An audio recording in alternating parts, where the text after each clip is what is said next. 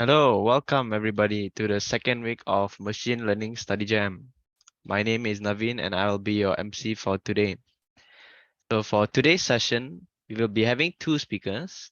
The first speaker is Mr. Erhan. He's a co-founder of a KL tech firm named Kotak Sakti.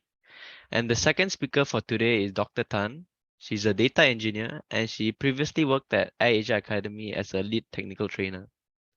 Now, before we begin with the session, I need to clarify that there are 3 ground rules to follow. Firstly, do keep your mic muted throughout the session. Secondly, if you have any questions for the speaker, do put your questions down at the QR code on the right here or the link provided. It will be sent to the chat box during the time. And thirdly, do try to enjoy learning and have fun during the session. Now, without further ado, I'd like to pass the floor to Mr. Erhan. Hey, thanks, Naveen. Thanks everyone for actually showing up at 10 o'clock in the morning on a Saturday to learn machine learning and to understand how we do things. Thank you again, everyone, and a very good morning. I think just to set the rules, you can ask me any questions during my presentation. Just chime in so that we can make this as interactive as possible. There's a few minutes of material that I've prepared, but I'm generally actually open for question and answer. So let me share my screen.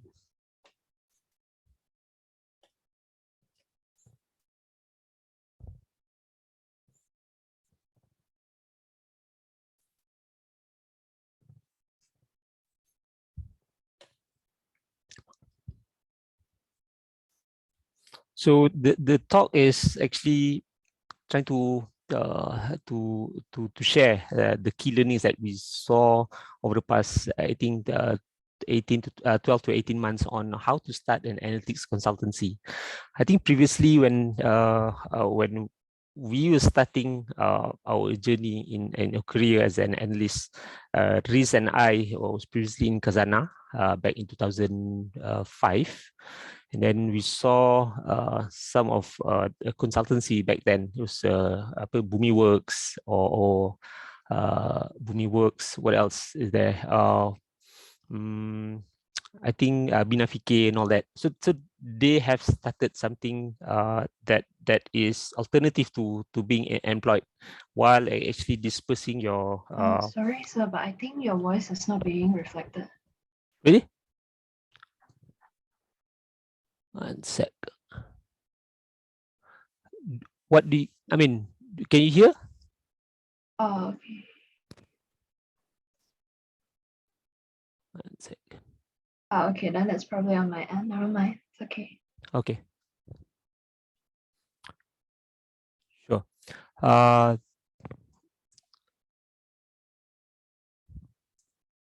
Okay. So that's a general story lah. How we think about starting analytics consultancy. I think here's the plan for the next 50 minutes. It's actually sharing about Kotak Sakti and share some key learnings over the past 12 months on the maybe B2B sales process, understanding how clients or enterprise actually use companies like us to solve their problems. And then, I mean, probably share what we are thinking about product development. So because I think in consultancy, as a lot of you know, the issue is always how do I get my next clients, how do I serve the best in the shortest period of time, and then while doing that, actually trying to build something that is sustainable. So we have to think about product development. And then number 4, probably if we have time, about half an hour, then we'll talk about question and answer. Okay. So hi, so the sharing in public start because Hafiz Nazri on our Twitter interactions actually curious how does analytics startup stay afloat in Malaysia, because I think he thinks that some of our companies are actually very conservative in investing in new tech, and whether the enterprises are actually trusting our data products that we build. So I think the way to do it for us is we operate like consultant, so that enterprise are now familiar. So the business model is still manage analytics. You pass us the data, we'll process it for you, we write the reports, we build the dashboards, and then we present to you, so that you then go out and present to your management, or you go out and do your thing better and quicker. So that's how we think about serving analytics to enterprise clients. These are the hypotheses that we have. Enterprise needs data analytics services. So we went out and test. I think we were trying to actually replicate some of the hypotheses that have started back in the US, right? So big data company like Palante raised 20 million, and at that point in time in 2016, that's roughly about 6 years ago, Khazanah actually participated in fundraising. So the experience that my co-founder had with Palante is something that is valuable. We think that we want to test this hypothesis, whether it can be replicated in this part of region. And in the news recently, I think McKinsey now actually have something similar in KL now. It's called Quantum Black.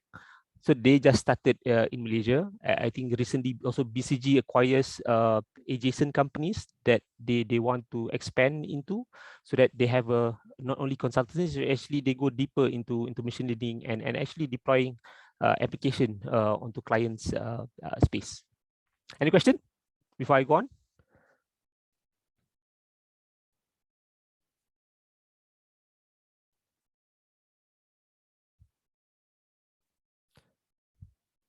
Tak ada? All good? So why do we do Kotak Sakti? I think we start with trying to help innovators innovate, because we think that as these things are new, AI, machine learning, analytics consultancy are actually new. We want to help innovators push the boundaries within the enterprise that they're operating in. And by doing so, we are actually working on some of the interesting problems with our data team. That's the aim that we had in mind when we start Kotak Sakti. So the journey is almost as if it's an early stage startup. When we first started in 2017, in 2018, is a lot of ideation and testing, mostly in research and real estate when we first start. We came up with a product called Lokasi, and then we had some traction under seed fundings and all that. But I think after that, it was a difficult time during 2020 and 2021 because of COVID.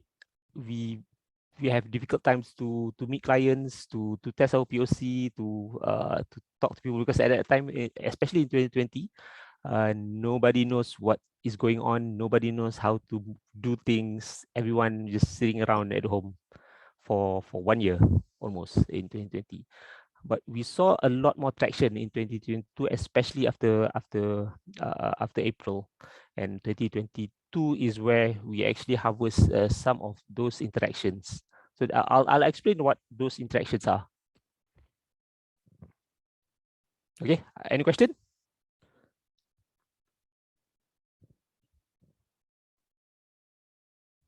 That it? Awesome.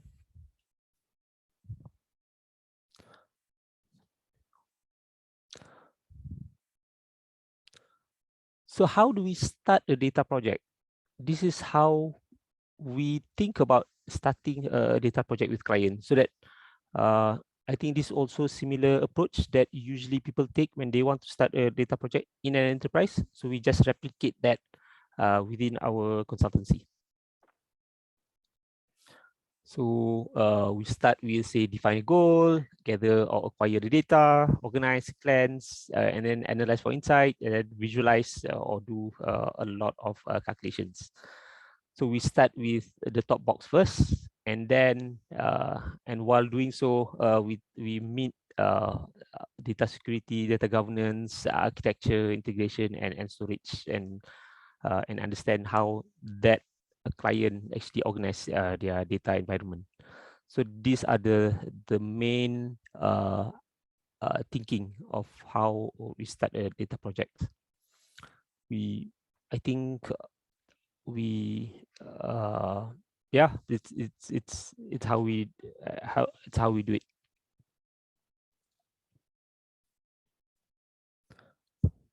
So while that is similar to what internal data projects are doing, I think what's different about being in a consultancy is actually the sales part.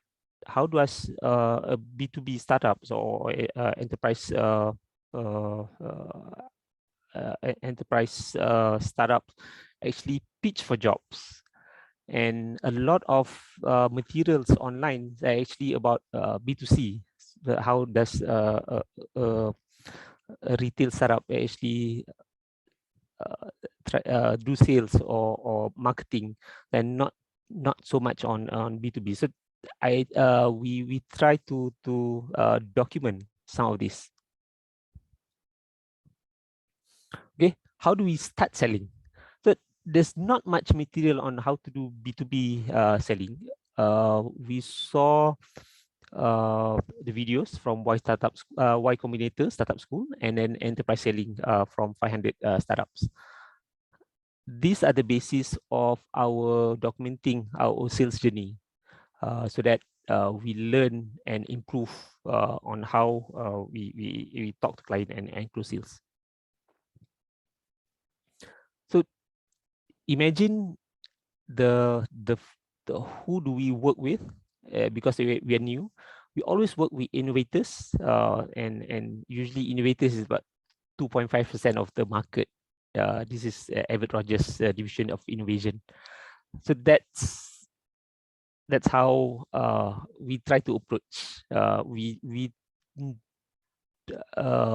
think I mean, after a few interactions, we understand the type of people that we go to, the type of people that eventually pick us, the type of people who don't want us. So that's somehow we can actually discernible discerning patterns that we can understand. So what's beautiful about this chart is actually we need to talk about 100 potential clients. We get 2 or 3 clients, and this is good because it's actually almost it's math. If I want to increase my sales to 5 or 10, I need to like double or triple my potential clients that I meet. So I just have to actually keep on doing the numbers. That's what we think our sales processes. Yeah, innovators, they always want new shiny things, and hopefully in a couple of years we could convince the early adopters to pick us, and then hopefully we have enough iteration to build products so that early majority can be our customer, and then understand. Sales to sell to a lot more people. That's how it is. So the documenting of our sales journey starts with the meetings that we have. Usually in the first meet, second meet, there's NDA, non-disclosure agreement, POC stuff, and then close sales.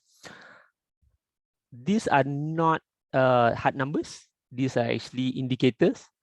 Actually, in the first meet over the past 12 months, we've met about 135 clients or something, and then it's about 50 plus second meet.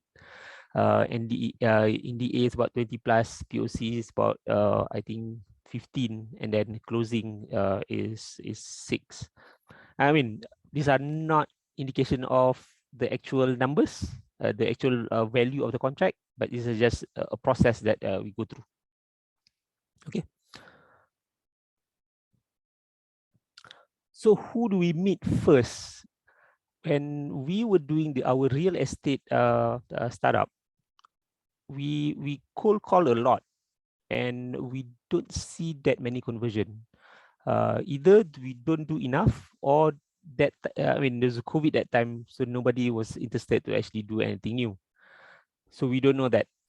So when we pivot into the 2021, I think we went to a group of friends, schoolmates, ex-college mates, or ex-colleagues that you know already. So there's a trust built in before we meet. So that's number one. Number two is we go to conferences so that there's face-to-face interactions. So that we can build trust and understand what they're concerned, what the issues that they're facing, and then proceed to the second meetings. And we have not been successful with cold calling. I don't know whether it's the methods that we do is wrong, or there's no interactions beforehand. So yeah, that's what we found out. Right.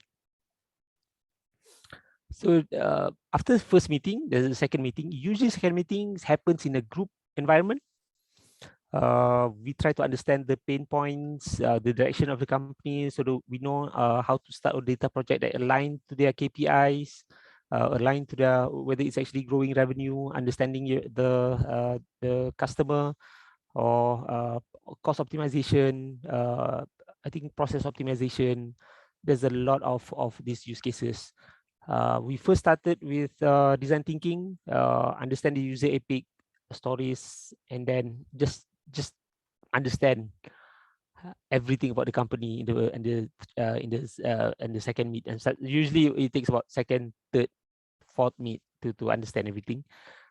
Don't have to talk about your solution. Just listen. I mean, because sometimes it's not a problem. It's actually process within the company that is problematic. So while doing your user story, then the client itself understand, hey, maybe that's the fault that I'm facing is actually in my company, not with computations or AI or data projects. So yeah. The funnel, NDA, and that's so after the second meeting or third meeting, usually we proceed to the NDA stage, where people sign non-disclosure agreement, so that we can share. They can share their data set. Usually, takes 1 or 2 weeks to sign, and then we ask for anonymized or outdated data that is not related, that's related to their business, so that we can test some of the methods. We can, depending on the objective, we can, roughly know whether it can be done or not. So the funnel number 4 is POC. After having the data, work on it for a few days. Usually it takes 2-3 weeks to complete. Not the amount of work.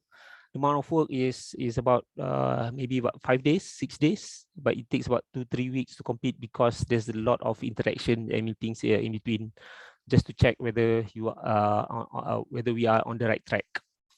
And this rapid experimentation is important, because what you want to do is to not spend long time to complete this. Don't worry about data engineering first. Don't worry about governance. Who access what? Actually use CSV files if needed, so that you can process the data faster. And always learn for failure. Failures that we face, usually it's data. Most of the time, it's actually data quality, and it's human issues. The data collector actually manually key in, so there's no guarantee of the data quality. So that's usually why we fail in the POC stage. And then communicate why you fail. It doesn't matter whether you fail or okay, but you have to communicate your data project, whether it fails or it's successful. Successful means you can the method that you choose can work with the data, and it can produce insights that the management thinks, hey, this is useful to think about and to test. So that's usually where we stop at a POC level. Once POC is cleared, then you proceed to sales. Whether you want to, and then it's a different set of skills, actually negotiation, trying to price your time, trying to price your technology, whether it's revenue sharing or straight up human manpower costs. So these are the interactions or the negotiation that you have to do with the client. I'll stop here for now. Is there any question? I have a question. Yeah. Go ahead. So I just wondering, during the POC, do you normally charge the client or you just do for free? Because a lot of time people expect the POC to be free, and then that will incur cost to your company. So how do you go about this? Honestly, I think for the first few clients, as long as for first few clients, nobody trusts us, so the POC was free. And then the next few clients, we try to reduce the time that we do POC, which means that yes, the interaction takes about 3 weeks, 1 month, but the actual work is about 3-4 days. So I mean, because you've done quite a few POCs, you understand what people want, what people understand. So I can reduce it. I can reduce the cost of POC. That's number one. Number two is if I have to buy new software, if I have to buy new hardware, then that cost should be borne by clients. That's the general rule that we are using now. We have not charged POC. I understand some other companies like Exotic, Vector Labs actually charge for POC because they involve machines, IoT devices that they have to do, designing those hardware is a different set of skills that they have to pay other people to do. So that's I think that's the practice that we do for now. Hey, Doc, any follow-up question? Cool. Never mind, just continue. If you have anything, I'll ask you. Okay. So taking a step back, these are the potential customers that we met. One is the strategy team at the larger corporation. Number two is data team in the enterprise level. The strategy team usually don't have access to IT team. And I think there's a need for intermediary between the strategy team and the IT team, because IT now controls the data, take care of the infrastructure, but strategy team usually they don't have the capacity nor the skills to process a lot of data, and they don't have a lot of people to go to. That's number one. Data team usually they hire us on manpower basis. They need a project to get it done within 6 months, and they need further headcounts. So data team usually have very specific things that they want to achieve. Sometimes building dashboards, kadang-kadang write reports, kadang-kadang do K-means, customer segmentation. So it's pretty tight. The work scope is pretty tight. The strategy team usually it's a bit iffy, but if you are aligned and there's a lot of interaction with not just with strategy, also the operation team and the IT team. So strategy team ni dia renyah sikit lah kerja dia. Okay. So why? I mean, just tying back to the hypothesis that we started with, do enterprise need analytics services? So I think that more and more we think that they need. There's market for it, and the key things that they want is actually fast delivery, experienced team, and multi-skilled. I think that this master skill is what can set you apart from other consultancy, because getting things done on a getting a project for client. Usually client wants end to end. They want you to build the app, you want to deploy that AI or ML or analytics, build the dashboards, and deliver, and then do trainings and actually do UI UX with their end users. So to actually build a data team to hire internally, it takes a long time before some of this team can be built. So that's I think that's where the gap is, and we are trying to slot into that gap. So yeah.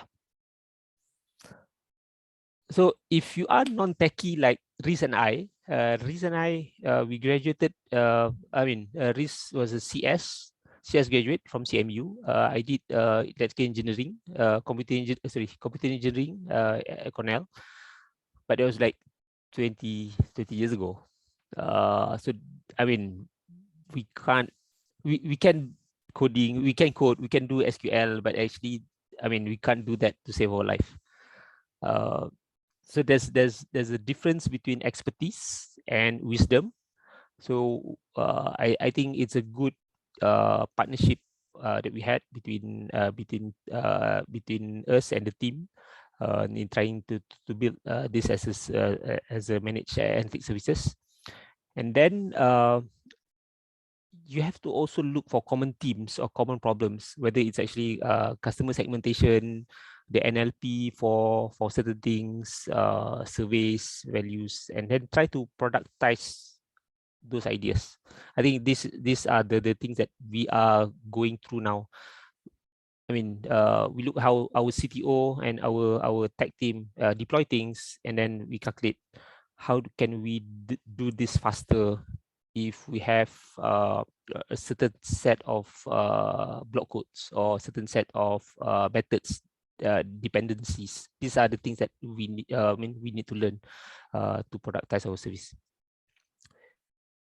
And this is important because I think as a project manager and product manager, we need to actually think about the sustainability of this setup, because right now what we saw is there's a lot of demand, there's not enough supply of companies like us, but also within 5 years, everyone has a 5-year experience in doing data analytics, so we don't have edge anymore. So how we think about going forward is something that keep us in the game. So key learnings. Usually when people talk about AI and all that, we prefer not to start AI projects with clients. We try to actually do very simple analytics, see if it works, see if it justify the use case and the business problems.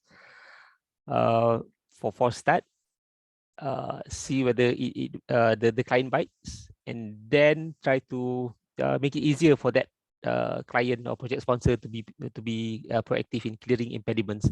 I mean, going through the tender requirements, going through the process of getting the approvals. Yang ini memang you actually have to wait, or you actually have to do work of this pre-sales process, like 3-4 months. Sometimes the sales process takes about 12 months in some clients. So it takes a lot of time to convert. And I mean, Kuan Hong asked a question about raising funding for the company. This is usually where we think raising funding would help, because trying to sustain the team for 6 months before the first money comes in is actually quite hard. I think for now, we were lucky because when we first start, we pitch to bigger clients that have already gotten contracts with their client.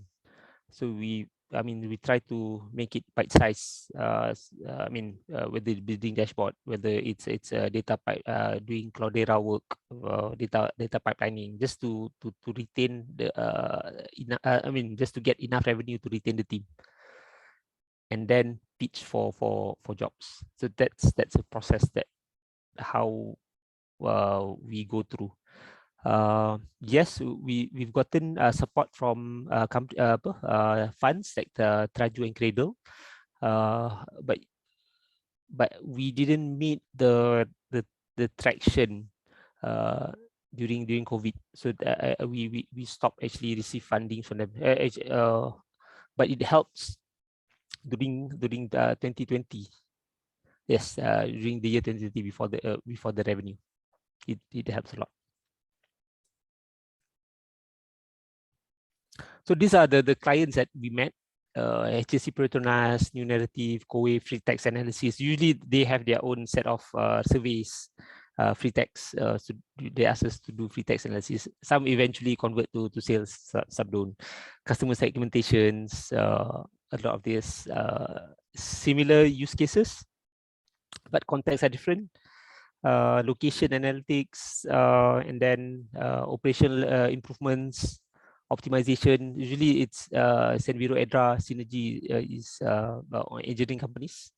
Data engineering is we try to get work from people who go into tenders or trying to build data engineering work for their clients, except for say Bank Islam, for example. They just talk to them whether they need data engineering team. And then consultants, we try to understand whether consultants now need data teams to support them to serve their clients. So yeah, so that's the people that we meet. Plantation drone data. I mean, this while we meet them, we decided not to go into drone data. I think there's a lot of companies out there who's doing this already, and they're better, a lot better than what we can do. Location analytics, Kopi Kenangan, Ting City, Cyberview, Pandai Bola, and then financial data, especially in alternative data. There's a bit of demand in the investment community for alternative data, which means they're trying to get more data that gives them an edge over their competitors to get returns. That's usually the angle that they're in. And then some of these companies like PNB now embark on some of the largest data migration work.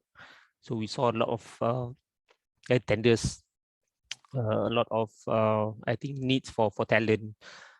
Just that the stage we are in is actually quite small to actually serve some of the requirements that they have.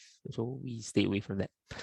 Market surveys, epidemiology. This when it didn't turn into a sales project. It didn't turn into sales, but it's useful to also to think about what some of these researchers need to get their job done. Algorithm for sensors, usually slightly more engineering, Petronas GTS, security, Datacraft, and NICE. We talk to them, and cloud, OneTech, and AWS, and how can we serve them. So yeah, I mean, a lot of meetings, but we understand this can be done because of the COVID in 2021. People are still okay with not traveling and having meetings online. So that's why we could do this. Okay, thank you. Any question? Just ask. Ask away.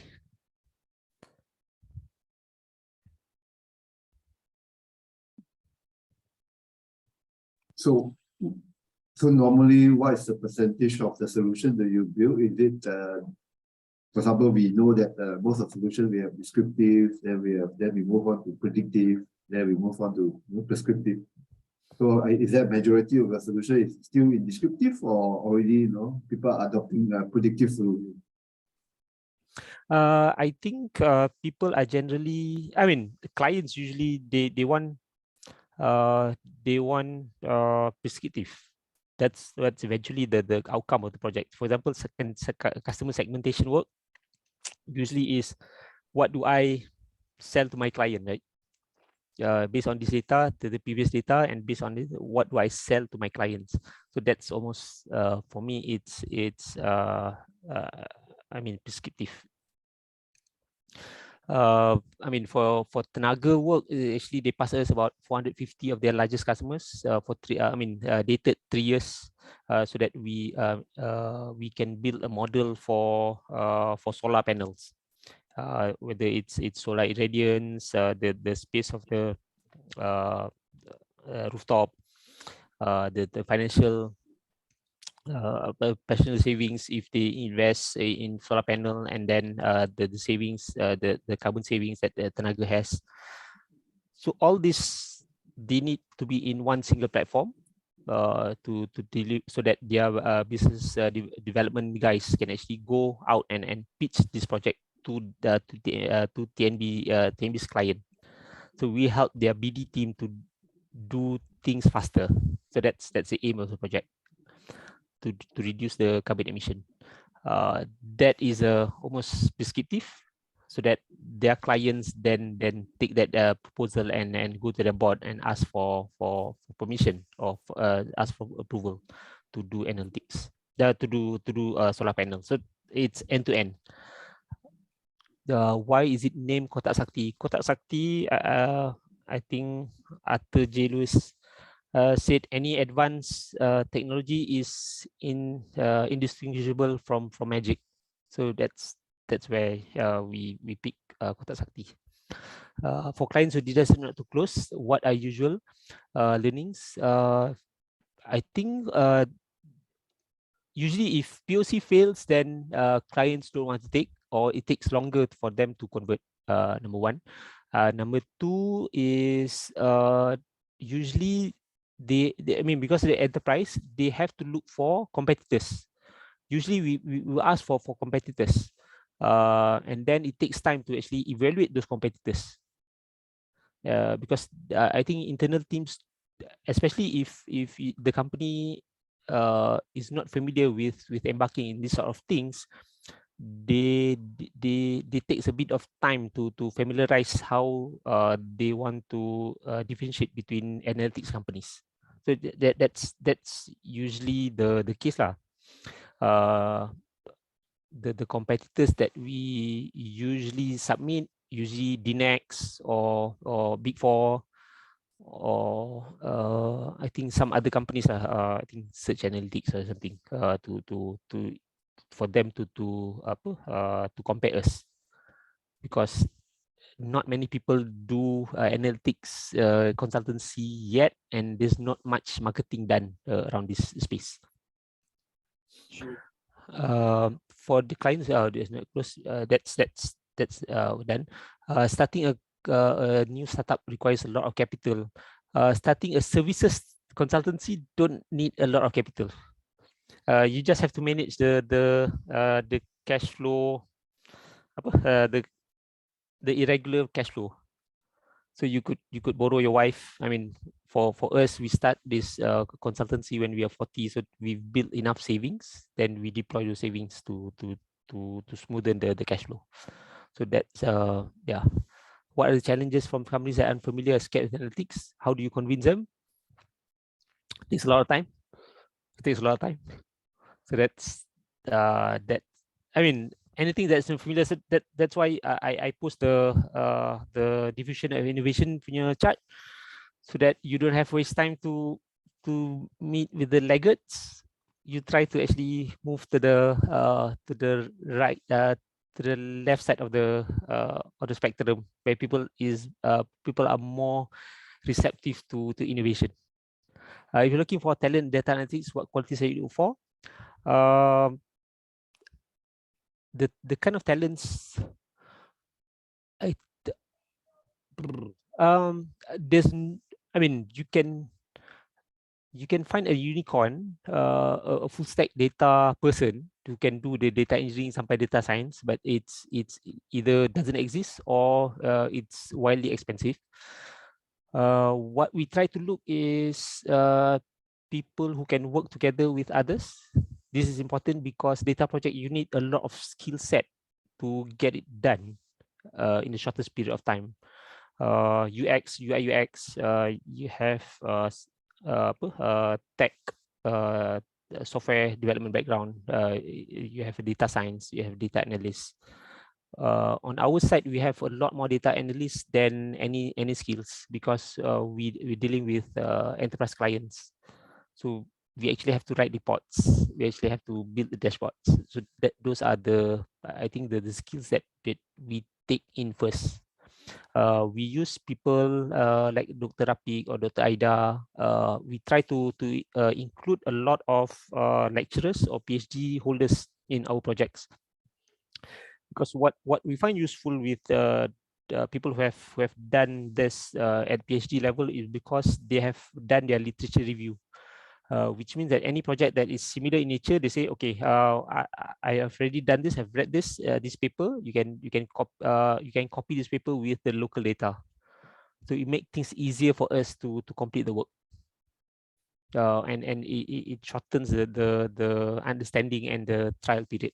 So that's the tricks that we face. How big is your team, and was it difficult to find talents? How about attrition of talents due to huge analytics opportunities out there? Currently, we have 7 of us. Riz, Arif, Azrai, Fikri, Faiz, Yazid, and then 2 data scientists based out of US, Dr. Rafiq and Dr. Aida. We started off as friends first, and then we decided to actually start this. And then, Riz and I were colleagues back in 2005, even when we were in college in US, around the same time. So we've known each other for like, I don't know, 18 years. And then Arif was introduced by Odin Hassan because he was looking for a job back in 2020, late 2020. So we hired him. And then the rest is actually friends of friends. We have to take friends. If you look at our website, Kotak Sakti, it's all Malay guys. Primarily because you need the trust first, because the cash flow is a bit broken. We are not comfortable hiring outsiders yet, because kalau tak bayar gaji, tak bayar EPF, aku pening kepala. I mean, that's the issue lah. We have to actually expand the team. Yes, the work is there, the interest is there, the conversion rate is low, the cash flow is erratic. So that's usually the difficult parts. The tak tidur malam, yang tu is the most difficult part. With the current database incident, what need to be done at every analytics company?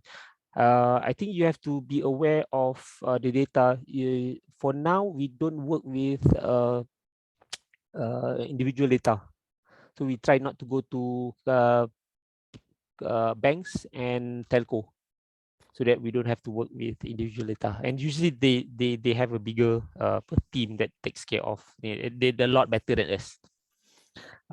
Usually we go to companies that have their own operation data that they need. So it's not a great answer. So we skirt around the issues that we don't want to deal with data breach. Even if the data breach, even if data breach happens to us, I think the data is not sensitive, that people don't know what to do about it if it's leaked. What's so difficult to get qualitative management sector is the synthetic data can be used when dealing with data analytics. The other side of things that we do, we don't go to government directly. So we usually follow other consultants or other SI to serve government, because I think a lot of work in government is actually data migration. Every time there's new budget that they get, it's data migration, build portals, because the last portal was not properly maintained. So I think yes, there's a lot of question. There's a lot of interest from the government, but I don't see the projects coming out needs analytics capacity. I could be wrong, but that's the pattern that we saw. So far in Malaysia, who are your competitors in the industry? I think we are small enough to not see any competitors for now. Usually the client has to look for our competitors. Usually it's SI. I mean, they just because the problem with not having competitors is your price just like an IT team and not priced as a premier consultancy. So that is something that we have to talk to clients, and why I'm sharing this with you guys, so that we can have more competitors, we can have more activities in the market. So that's I mean, I'm hoping that, I think out of like 130 people here, somebody, I mean, a lot of you will start this and become my competitors. That's what we need, because I think this is an ecosystem where it benefits a lot of people having to interact in the market. So that's the aim. How do you approach the clients about your solution? I don't have solution. I don't have a built solution yet. Usually we go out and understand their problem, and then try to build the solution custom to them. Lepas to deploy. But keeping in mind that these codes can also be used for other projects. So that's how we think about productizing our services. That's the approach that we take. If a company has a customer data and they want to profit out of, besides doing the analytics, are they allowed to sell the data to companies like Kotak Sakti? Kotak Sakit. If company has a customer data, I think for now, the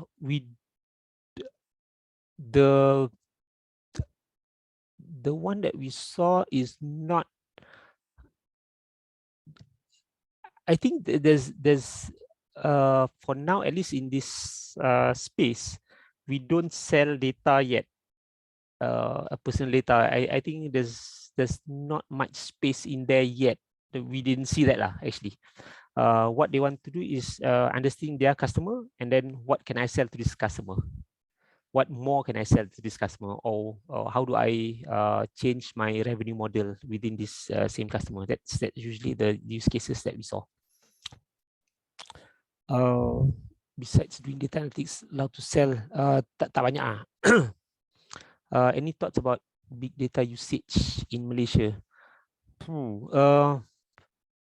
I think less and less people use the word big data.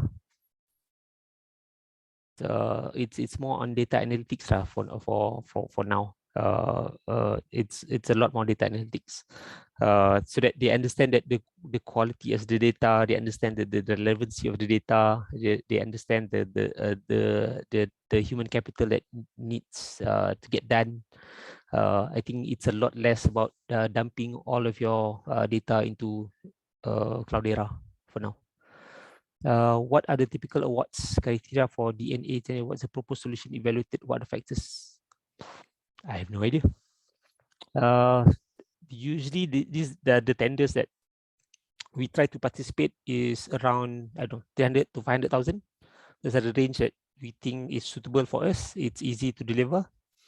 I think recently MDEC issued a tender about AI platform and all that. It's actually a data migration and building dashboards. So those are the key important points to be aware of these days. I think a lot of the system integrators now are changing their business model, because previously on the government side, usually you buy hardware. It takes about, I don't know, 80% of the cost of that tender, and then 20% to deliver the software and the support. So it could be changing with a lot of cloud usage by the government. So yeah, that's something that you have to think about. I don't answer that directly, but that's to best to my knowledge. Have you seen analytics use case in the education sector? Use cases. I think if there's one company that does this well, is actually Pandai. Pandai lah. I mean, I can't remember the website. It's Pandai. At the back, they have a full range of analytics that they track for their client, for the kids that use their software. It's amazing. And they recently, I think last year, they raised some from Y Combinator. I think, I mean, slightly so, at about 100 times revenue or something. Amazing stuff what they're doing. But they have good analytics and education sector. The other side that I saw was trying to crack this space is Learning Loop. Learning Loop started by Sina, UM grad. learning loops now based out of Singapore, but they have key things. I mean, they try to track this sort of key learnings. How do you charge your client for actual sales? What are the man hour rate? It's difficult, but depending on the jobs, we try to price it at, I don't know, 2,500 ringgit per day, or I mean, depending on the complexity of the work lah. If it's very complex, then we price it higher, but if it's building dashboard, we price it lower. So that's the rate that we think should be charged. Can you tell us a bit more specifically? You saw there's a project with done. There's a project we've not done properly with Pandai Bola. What we've done is interact with Yazid to understand his needs for his data analytics. I think he's building the portal. He's looking at how do they track what do you call performance of these kits. There's matrices that they have to track, speed, body shapes, the mass. So it's a lot more data collection that in our interaction with Pandai Bola. There's a lot data collection. There's a lot more interaction on data collection. How do we collect this? How do we measure this before we could go on further?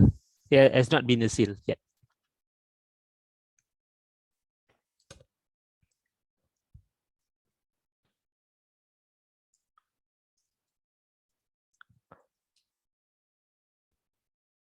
Any other question? I know we have about 4 minutes. Hope it's useful. Hope it's a good sharing. You can reach me at on LinkedIn or on Twitter. I'm usually active on those two platforms.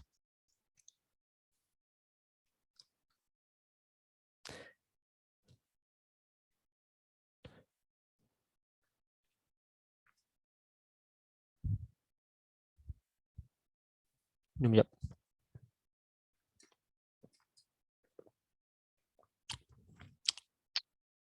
Hi, if anyone has any more questions, not, we will be having a break until 11 a.m.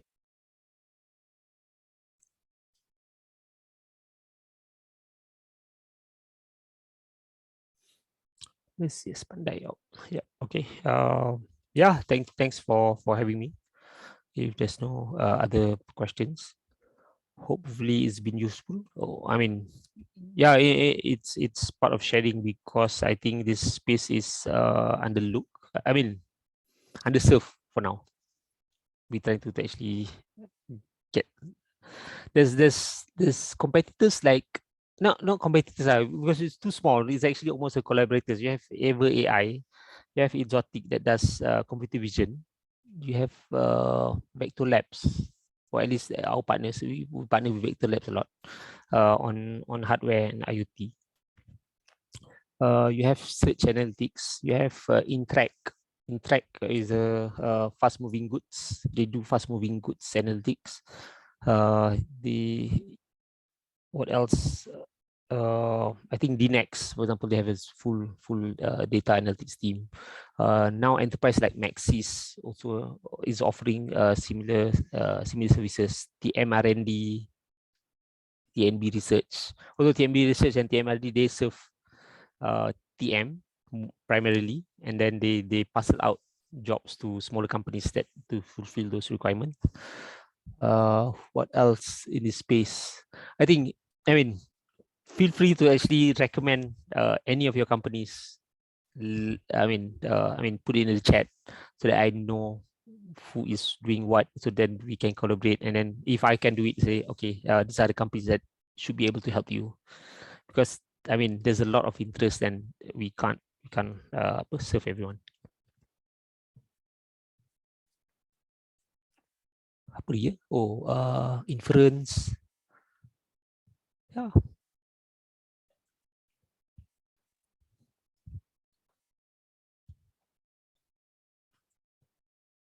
Thank you, Mr. Erhan, for your informative presentation about your experience in the data analytics field, as well as your experience into Kotak Sakti. With that, I'd like to announce our 5-minute break until 11 a.m. So during this time, please refill your beverages, use the washroom, but come back in 5 minutes. See you soon. Thank you. Bye.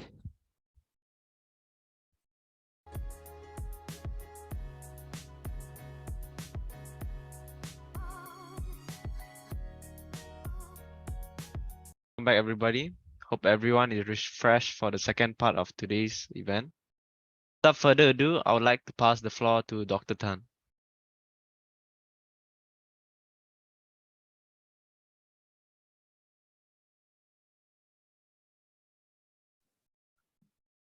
Hi, good morning, everyone. Can you give me a response if you're able to hear me? Okay, thanks, Dr. Fu. Yeah, very good morning to everyone.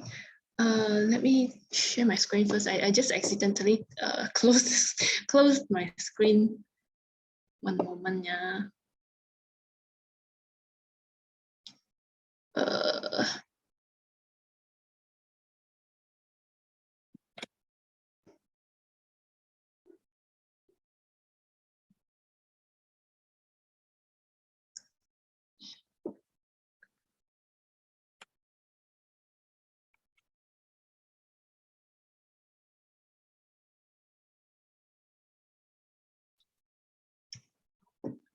Hey, good morning, everyone.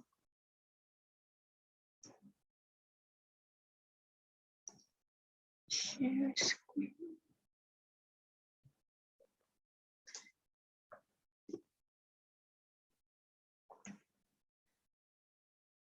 Okay, I was thinking about what topic to be shared actually, and then after some considerations and that this crowd is very big, and another reason is that basically I think last week Dr. Pu has already shared almost everything about machine learning, so I want to do something maybe can wake you up. So here I come about data visualizations. So a quick introduction about myself first. I'm a newly onboarding data engineer, and previously I was a trainer. This is why I put in my previous experience in introduction. Okay, so first of all, why visualization? I think everyone knows what is visualizations, right? We are trying to describe something using visuals instead of words, instead of tables, because tables, words can be very messy, very there are a lot of words over there. You can't be able to look at the whole situation based on just words, and also tables, pure tables. Imagine you have a big data set there, and then a structural data set. So you have a lot of numbers, a lot of tags over there. So a picture was 1,000 words. So this is why we need visualization. Yeah, sure. Okay, does it looks better in this way? Let me know, yeah.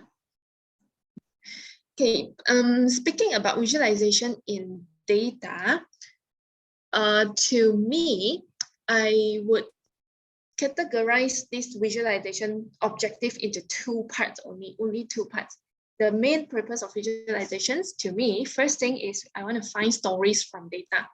Given a full data set, even given a very big data set, very complicated data set in tables or in whatever form, as I said just now, we can't see the whole picture over there. So first thing is we try to use visuals to find stories from data. So this is my first objective.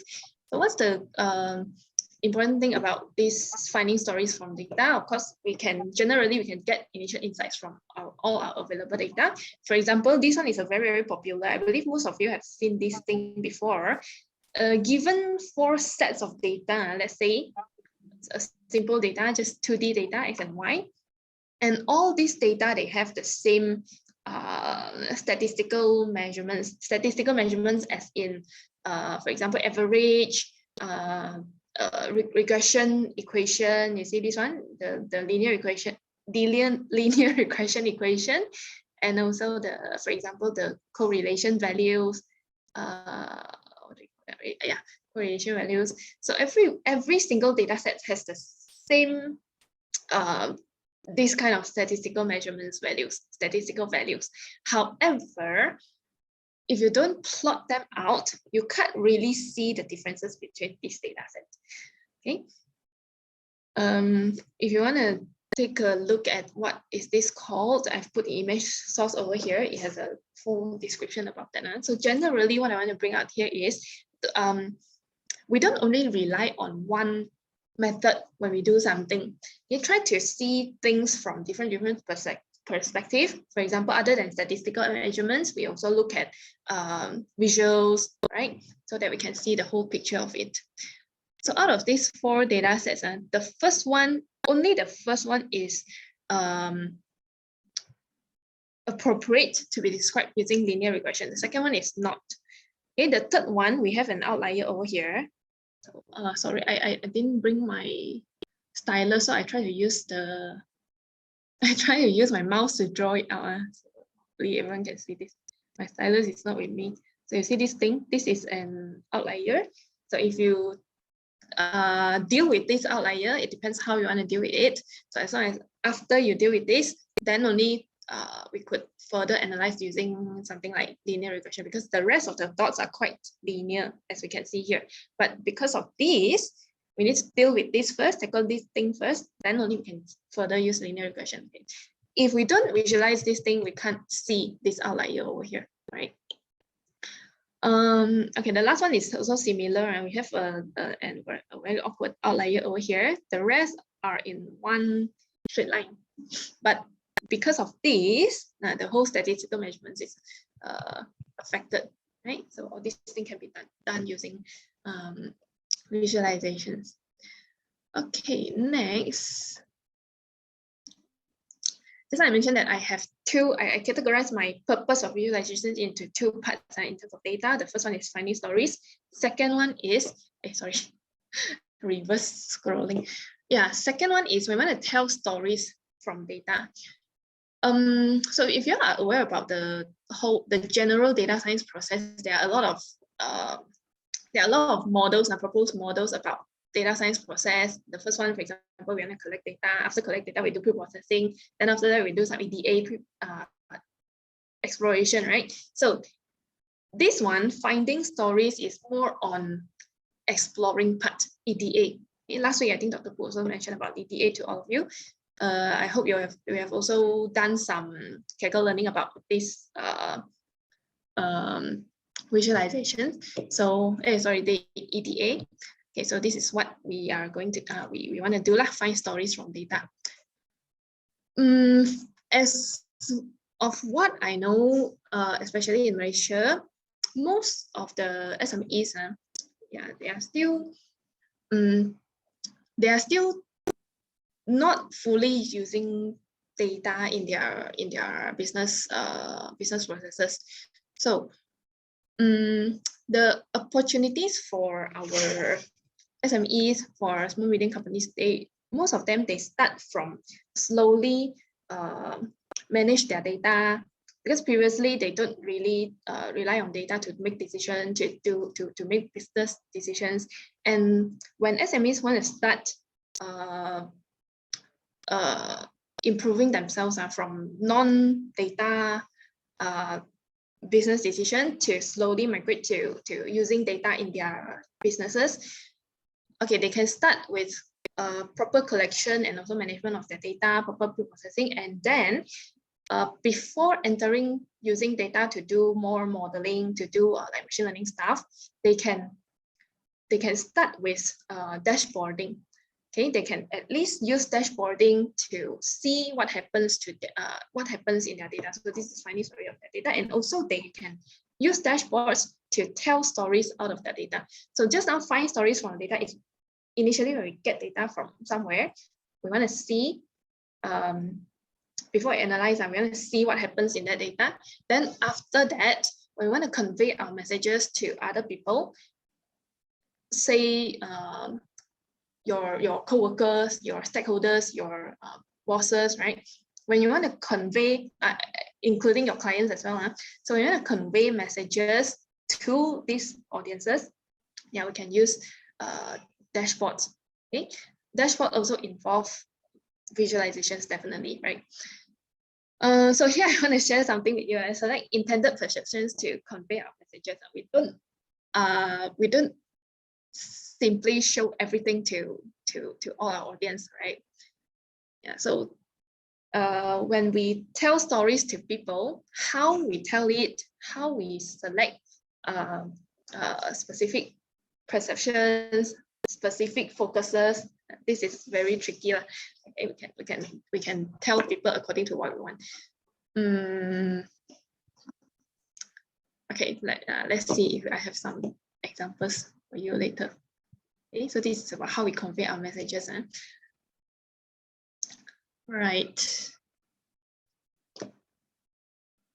So far, okay, right, everyone? Yeah, the next thing is about chart types. Seems that I'm moving quite fast. Okay.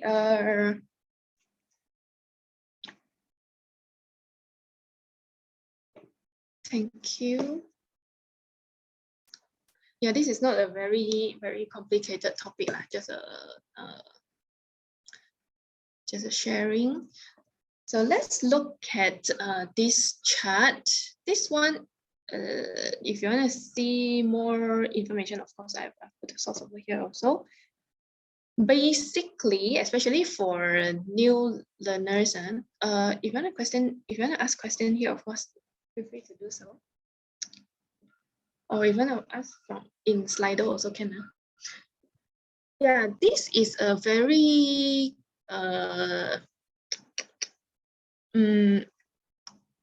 introductory guidance if you are new to data visualizations. So just now, finding stories from data and also telling stories from data, those two are the something I call it like ultimate purpose and ultimate objective, what we want to do using data visualizations. And this one is if we narrow down, okay, say if you want to find story from data, okay, what kind of story are you trying to tell? Generally, it can run away from these four kinds. So we start with asking ourselves, what would you like to show? Okay, what would I like to show? Actually, before all these things, of course, you need to try to understand your data first, depend on what data you are using. I just take a very simple example. For example, COVID-19 data set, right? COVID-19 every day, and the Kesehatan Ministry show us the figure, right? Okay, today 30,000 new cases, and then how many recovered cases, how many died cases, how many ICU cases. So it's a raw figure. So if you collect this figure, collect them using a chronological order, as in dates. So every day you have different figures. So you can, this is what are we trying to show exactly if you have such kind of data by dates and then every day how many cases. So this is actually we want to show changes over time, right? Changes over time. So changes over time can be actually I don't like to be too particular about this so this is just a guidance. And so to me, changes over time can be comparison, right? So comparison, so you can see comparison over time. You go to the branch over here. Okay, so comparison, and then you can branch over here, comparison over time. Are there only few periods or many periods? Few periods as in if you want to compare like over 1 year, there are 4 quarters or there are 12 months. So this is considered a few periods. But if you have, of course we can't define what is few, what is many, because this is a relative description, whether it's few or many. But say if you have everyday data over a year, so it's already 360 over data points.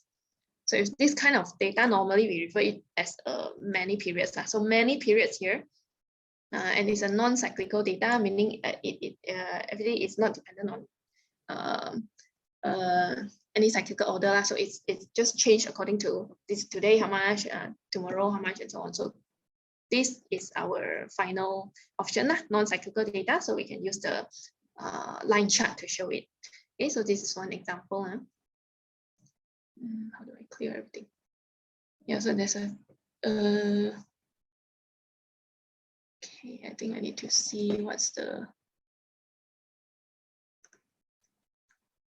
yeah. Okay.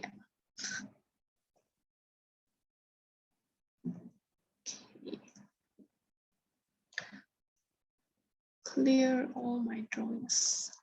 All right, so just now we have already from comparison here, and we want to check changes over time. And it's a many period timing, so we have non-cyclical data. Then as a conclusion, line chart is a good option for us to show COVID-19 changes. Okay? So if you imagine COVID-19 data every day, you can draw something like this. So this is a day. I lost my stylus. Yeah, so so you can see from 2020 everyday data, very tiny data points. So 2020 maybe only here, but when it goes to 2021, it goes up. Today we don't know because I'm no longer following the everyday COVID-19 new cases in Malaysia already. Yeah, so you can see the changes here using a line chart. Okay, so this is, we can see the whole trend over here. It is exponentially going up. So this is the purpose of line chart. We can see the change over there. We can get the whole idea on how it changes.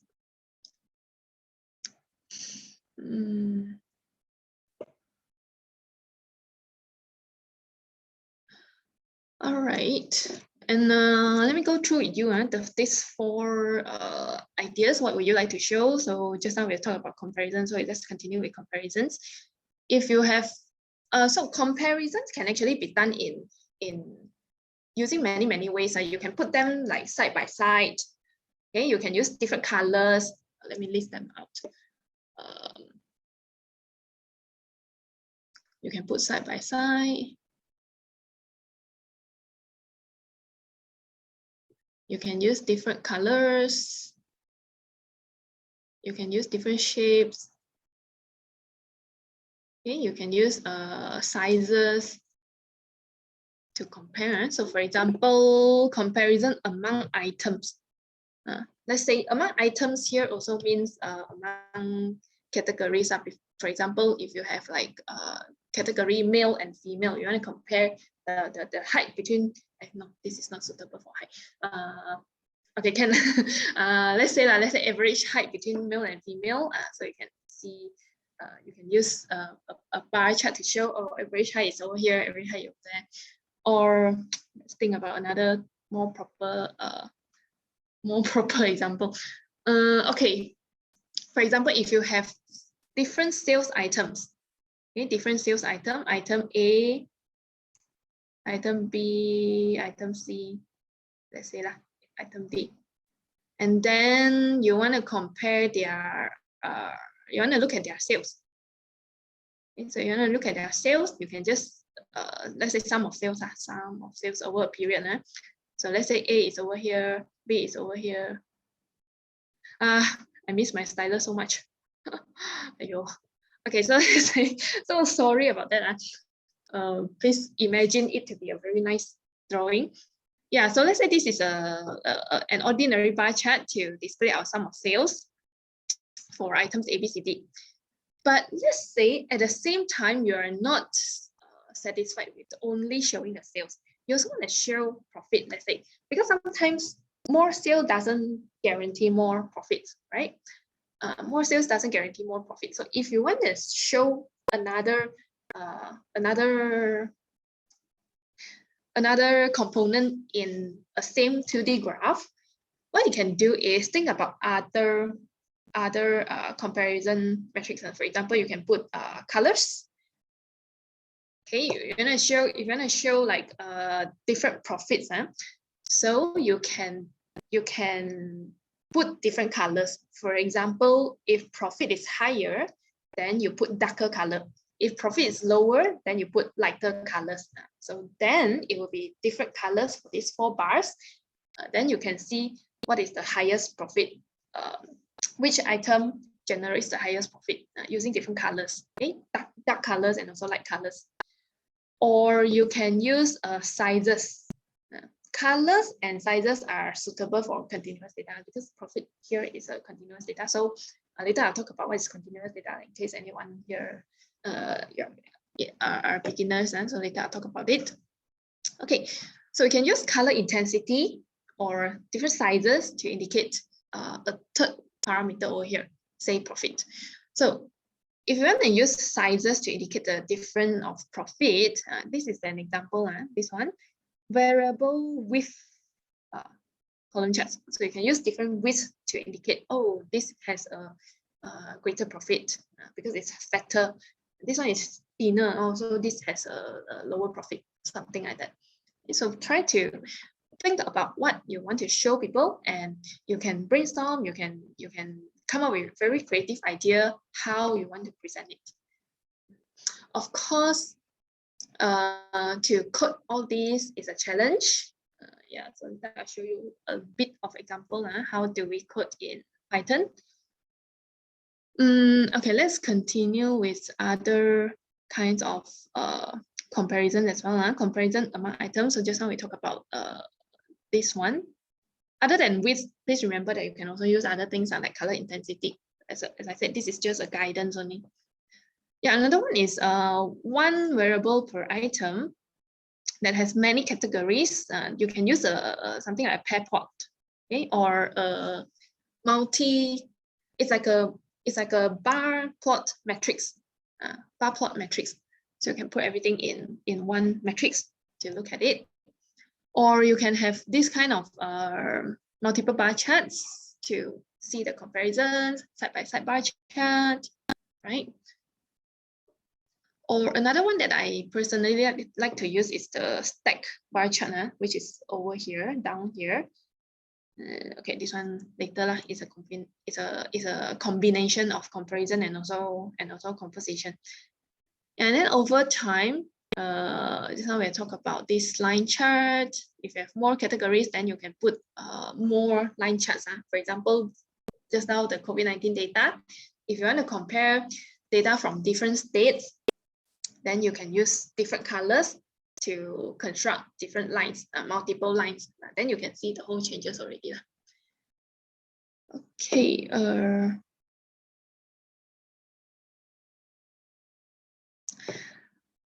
Another very popular and very basic chart is to show relationship. This relationship here particularly refers to, for the first one, a Scatterplot. Normally we refer to when we want to compare two continuous variables or two numbers, two numeric variables. Okay, then we use scatter chart. Normally, if it's categorical, then we seldom use scatter chart unless you think that it's better to it's more vibrant or it's more obvious to display using scatter chart. But normally a traditional kind of data, normally they are not suitable to use scatter chart if it's a categorical variable, if one of them is a categorical one. So normally this scatter chart is for two continuous data, two number data, numeric data. Okay, so Scatterplot. This is the most this is the simplest data to simplest kind of visualization, because what we need in Scatterplot is you need to determine an X, you need to determine an Y. For example, sales and profit. Just now I used the same example. So let's say this is sales, and let's say this is profit. Okay, and then you just plot the first transaction. Okay, the sales is this much, and then the profit is this much. Just plot according to each data point, second transaction, third transaction, fourth transaction, fifth, and so on. So this is why we say Scatterplot is the simplest chart among all. You just plot according to the data points, right? So what is it so important about this scatter chart? And this one I talk about between X and Y, right? So the first thing, normally we, just now I've drawn the X-axis and also Y-axis, right? So normally this Y refers to our target. Okay, by now I hope everyone knows what's target and also label already. You have already gone through first week of 2 weeks. You've already gone to, is it? I forgot when you started it. Okay, 1 to 2 weeks time in learning about machine learning, right? So I hope until now you know what is target or label already. So normally the y-axis and the vertical axis refers to target or label, and the horizontal axis, the axis X, refers to our independent variable or features. It's a features. And of course, this graph is 2D, so you can only pick one of the features, then show it over here. Okay, only 2D. So this is the first concept that you should try to remember. Don't make it opposite lah. Normally we don't put target at the horizontal axis. Okay, and then the second thing we can get from this scatter chart is, last week you learned about what is linear regression, right? Yeah, so generally regression modeling. So whether or not these two variables, this feature and this target, they have a linear relationship, can they be represented as a linear relationship, or are they something like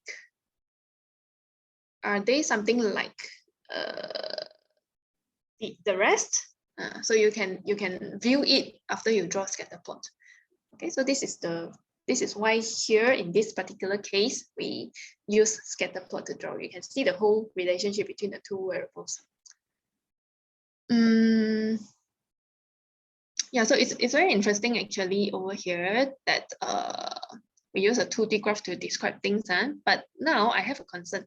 If I want to add another variable, another angle of view, can I do so? Yes, and this is quite common that we use. I can't click my mouse. My mouse is getting faulty as well. Yeah, 3 variables. So if you have more than 2 variables, okay, let's say 3 variables, but you have only axis X and axis Y. You don't have a Z axis. Please avoid to use 3D graph. I really hate it. Yeah, please control yourself. Keep it with 2D graphs only. So if in a 2D graph you want to add another parameter, another angle of view, then bubble chart is a good choice.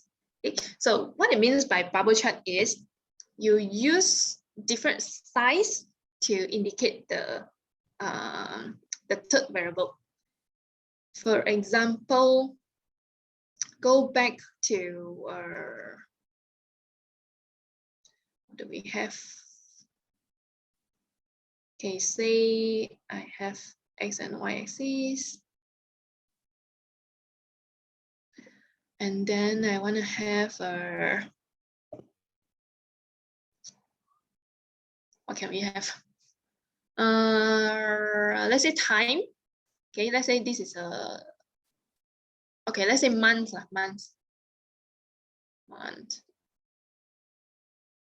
Let's say this is sales. Okay, so different months you may have different sales, right?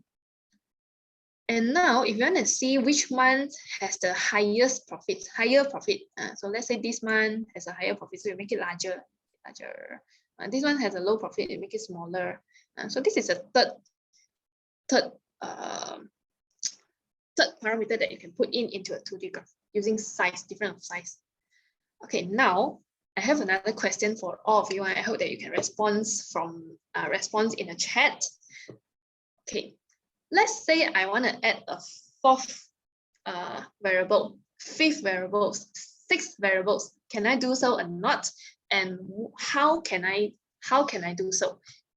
Okay, so here we have 2D, x-axis, y-axis, and then we have another thing called so we have x-axis and we have y-axis. Okay, we have size. Exactly. Thank you, Jin and also, sorry, who is that? Joshua, Jin and also Ervin. Yeah, you all are correct. But Joshua, not just color intensity this time. It can be different colors. It can be color intensity. So it depends on what kind of data we are trying to add in. If it's a numeric data, then we can use color intensity. But if it's a categorical data, like as in you want to just divide them into like category male, category female, it's a categorical thing, right? So you can use different colors to show them. Or you have different, as long as different products, different items, as long as they're categorical, then you can use just contrasting colors. Okay, so thank you very much. So color intensity or color group or contrasting colors. And then, yep, other than colors, anything else? Yeah, shape is another one. Okay, shape, just now I also mentioned about that, right? Okay, shape is another one. So if you combine everything, imagine you have a 2D chart in different size, different shape, then you can have more information in that already. What else? Radar, spider chart. I don't quite get what you mean by Isaac. What you mean by radar or spider chart? Maybe you can elaborate your question. Alpha, yes, alpha. Thanks, Dr. Poo. Yeah, alpha is the. I consider alpha as color intensity as well. Something to do with color intensity, or maybe you want to elaborate more about alpha. So what else? Web chart like football stats. I get what you mean by the spider chart radar, but what are you trying to show? Isaac? Okay, Alex, what are some applications using n dimensions? Yes, you got a very important point here, Alex. That's what exactly I wanted to share now. Yeah, even though we can add so many things in one 2D chart, but please always go back to your objective. We somehow don't need so many things, especially through previous experience. I found that shape is not a very suitable thing that I would like. I personally don't feel like shape is good, because imagine you have many data points there, and then different shapes, they actually differs only very slightly. So to me, shape is not a very good choice. So unless necessary, right, then we don't put in shape. So another concern is why do we need n-dimensionals? Because sometimes you don't only display one thing. Maybe you want to display like a combination of charts. For example, if you have a bar chart, and then you have a line chart over there, and this is also considered more n-dimensional already, because you have X, you have Y, you have secondary Y. So this is another 3D. So on top of this 3D, maybe you want to add some, you want to have different sizes, you want to have different colors. So at most, I think up to 4 would be very much already. So normally, avoid going up to 5. Otherwise, the whole graph will be very messy. You can't convey your message in a very accurate way already. Yeah, thanks for the questions. So my sharing here is I don't focus too much on technical thing, because technical thing I think we can learn everywhere, and now everything is online. But I'm just trying to share my experience and try to make you think more, like what Alex asked just now. This shows that you're really considering something already. You're not just listening and accepting what I told you, right? Yeah. So again, even though we can put many things in the same chart, but please consider first why do you want to do so. Sorry, my earphone.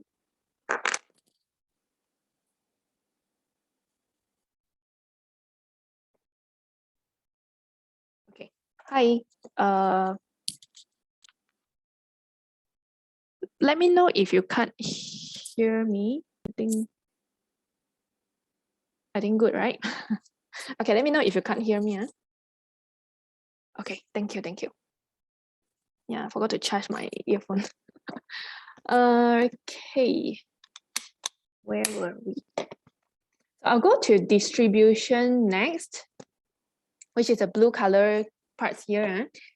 Distribution is one of the initial things that I will see every time when I get a new data set. Yeah, right. So normally what I do when I get a new data set, in order to find stories, right? My flow would be, I look at the distributions of all data, all columns. I mean, I want to see, for example, sales profit for different items, right? So I would like to, I may like to see, okay, how many items that I have sold for each category. Yeah, for example, I have item A, item B, item C. I want to see how many I've sold for A, how many I've sold for B, and also C. So this is considered a distribution already. Okay, and then so distribution here to me is a big word. It can be done on categorical variable and also numeric variables. So categorical variable is very simple. As what I said just now, category, product A, product B, product C, how much I've sold in the past month. Yeah, so basically this is already a distribution, a frequency distribution, how much I have sold. Okay, another special kind of distribution, we call it histogram. Very awful writing. Actually, before I bought a stylus, I wrote using my mouse, and that time I can write very nicely with using my mouse. But mouse, not mouse. Okay, using my mouse. But after I get a stylus, then very relying on stylus already. Okay, so histogram is a special kind of distribution chart for numeric data. Okay, numeric data. For example, if you want to, let's use a very simple, typical example. If you want to get the height distribution of everyone in the class now, in all of the audience now. Okay, I may collect all your height, right? So you may tell me that, oh, I am only 155.2. Then another one tell me I'm 170.5. So you have various kind of continuous value in if I want to collect your data for height. So it's very hard for me to draw out every single point of height. This is 155.1, 155.2, 155.3. It's too tiny to be determined if you want to plot single value for this height, right? It's very hard to plot. And sometimes, let's say you have 160.2, you have 160.3, but you have no 160.4, 0.5, 0.6, 0.7, nobody is in that height. So you may get a blank area over here, then you continue to have other heights. So it's very awkward to put it in this way. 160.1, 0.2, 0.3, 0.4, 0.5, it's too tiny already. So in order to overcome this issue, we can actually group our continuous data, our continuous numbers into classes. For example, you can group 160 until 165 in one category. Okay, and then 165 until 170 another category. In this way, everybody 160 until 165, you can put one bar. Everybody add together in one category. So in this way, it is clearer. We get a more general insight about that. We don't go into too tiny readings for each and everyone's height. So this thing, we call it histogram. Okay, so remember, a histogram is specially for continuous data.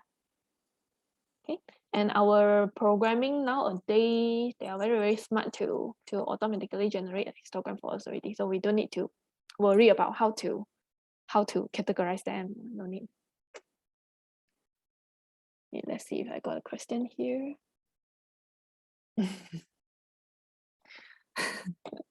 Okay, what else?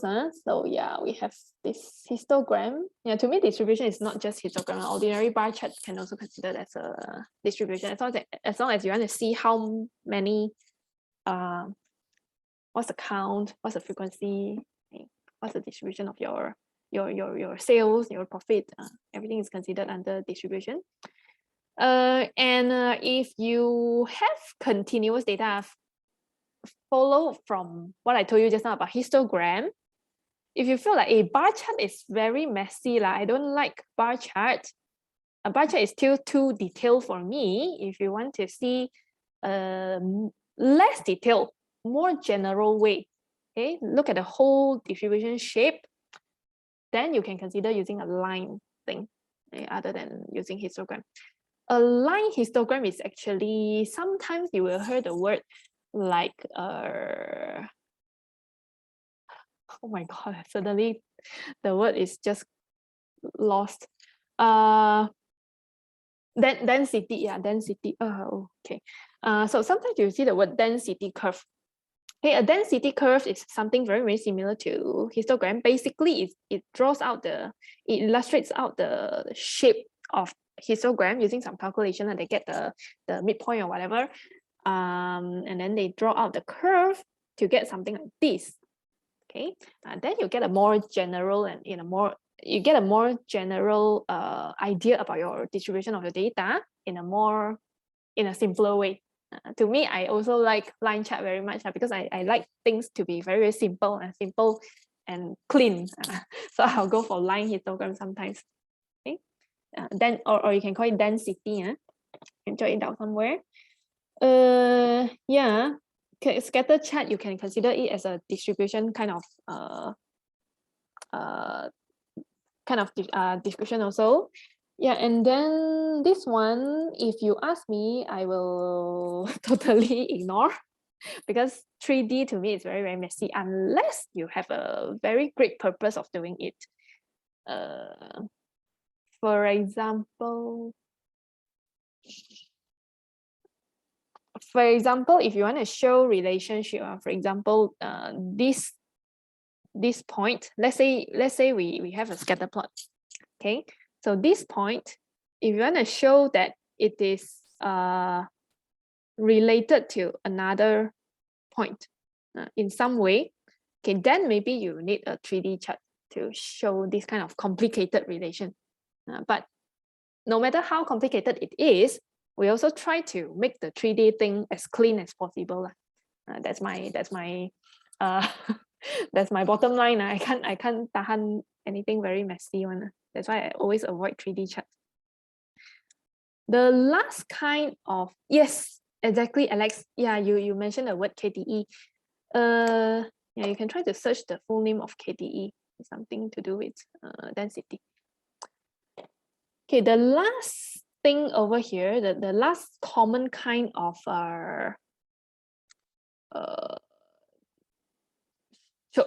showing something using chart is to show composition. Okay, let's focus on the static one first. So composition, normally I would say like you want to know the distribution of something as a whole. Okay, as a whole. So out of 100%, how many percent is this one? How many percent is this one? Just now, distribution here is just general kind of distribution. We want to see general counts. Okay, how many in category A, how many in B, how many in C, or how many is 160 to 165 cm. So we want to calculate how many of them. But if you want to see the percentage, so for example, I have 3 products just now. Hey, I want to draw something. Okay. All right. So let's say you want to, just now we have product A, product B, and product C, right? So this is my sales quantity, let's say quantity lah. How many sold quantity? Hey, quantity. So if I look at it like this, I know that, oh, this is 100,000 unit, this is 120,000 unit, this is how many units. But let's say in my company, I have only these 3 products. I want to know the exact percentage. I want to know the overview of the percentage. How many products how many percent that I've sold for product A, product B, and product C. So this could be A, this could be B, this could be C. In this way, I can see the whole, I can get the whole perspective of it. I can get the overview. Oh, out of 100%, I got how many A, how many B, how many C, how many percentage of A, B, C, respectively. Okay, so this is the function of pie chart. So don't simply, when you don't know what to do, better go for bar chart rather than going to pie chart, because I've seen some participants before, they come and then when they don't know what to do, they just simply go for pie chart. Then I say, why are you using pie chart for this thing? Pie chart is when you want to display something out of a total, then only you use pie chart. There are some other options as well. For example, you can consider this waterfall chart. So this waterfall chart is also something they break down. It's something similar to combination of bar chart and also pie chart, but this pie chart is not pie, it's just using a bar, okay, composition, different sizes of composition, and then they move around. For example, out of this total, this portion, sorry, a bit small. Later I'll show you another big picture of waterfall chart. Okay, this portion is for category A, this portion for category B, category C, category D, something like that. So this is called waterfall chart. I think it's quite useful as well in business. This one is similar to this, which is called 100% column stack chart. This is also my favorite, especially when I want to show before I go into machine learning, I want to see whether the data is balanced or not, whether the categories versus our target is balanced or not. Then I'll prefer to use stack bar chart, percentage stack bar chart instead of just an ordinary bar chart. Yeah. So this stack bar chart is where we can, let's look at this one. So we can make each of the bar to be 100%, and within each 100%, within each bar, we can further divide out different categories, different levels, things like that. So this is very, very useful to me. I like it very much. Okay. Or if it's not category, if it's periods, right? Time, chronological order parameters, then you use line chart instead of bar chart. Okay. Yeah, so that's roughly about that. Later I'll show you more example of other creative charts. So next, let's go into other purposes as well. So just now is a general one. This is a guidance. Most of the time we can't run away from this 4. And now here, we start from a simple thing. If you don't want to draw to construct very sophisticated charts, you just simply want to get some initial idea out of your very messy table, then highlight is very sufficient for you already. For example, if you get a new data set, you want to highlight out, oh, I want to see who are female. As simple as that. You don't need to purposely draw a chart to see. And if you want to see from the original data, then you can just highlight out all the female. You just highlight out, then you can get the whole picture about female already. As simple as that. Okay, so we start from simple thing, highlight or draw attention. The purpose is to draw attention. Okay. This example is if you have I forgot what is that already. I think it's profit. I copied it from somewhere. Yeah. Did it long time ago. So our ordered year and month. So we have 4 years data over here. And I think, yeah, you see here, I didn't include the value inside this chart. So this is a bad example. Remember, when you want to convey message, please remember to tell people what they are. So I should put something like profit over here. So this is profit. If I only want to know, okay, as simple as I want to know within these 4 years, which month of which year has high profit as well as low profit. So I just need to highlight out. So here I use a color scheme where 0 is white color. And if it's negative, it will go to orange. Okay, orange means negative, blue means positive. So from here, I think even though I don't explain in this way to you, you can still guess what I'm trying to deliver. If you look at this highlighted chart, right? Highlighted table. Because you can obviously see that, oh, this number is, okay, you can obviously see that there are a few extremely dark colors, dark blue colors, these 3. So when you look carefully at it, they are the highest profit among the 4 years. Okay? They are the months with higher profit, highest profit.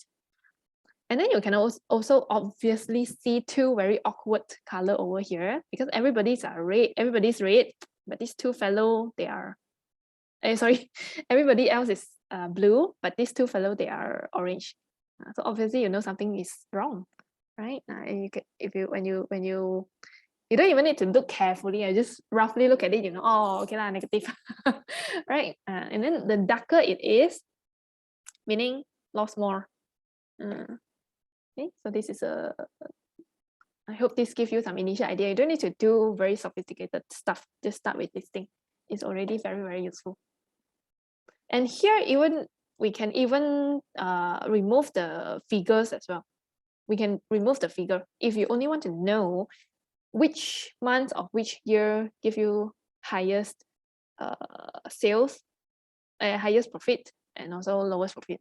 You remove the figure if you don't need to know the figure, right? Make it as simple as possible. Okay, this is to show composition of a whole. Just now we talked about pie chart. What I'm trying to show here is other than pie chart, you can have other options as well. For example, the middle one, if we call it a tree map. So this tree map is a square version of pie chart. I would like to call it in this way, square version of pie chart. I'm not sure about you, but if you ask me, I would prefer to use a square version because pie chart has a lot of limitation. Later I ask you, you try to think about what are the limitations of pie chart. You can respond anytime, okay? But later I'll have another official slide that asking you what's the limitation of pie chart. But for now, you can start thinking about it. So due to this limitation of pie chart, and I prefer to use a tree map, even though it looks like a bit boring compared to pie chart, because pie chart is round, colorful, right? But the tree map, you need to really plan the color, then only it can be very attractive. Otherwise, it's like as boring as this one, just dark green until light green, nothing else. So a tree map is also using size in squares to indicate the composition of something as a whole. Okay. Other than these 2 shapes, you can also use other shapes as well.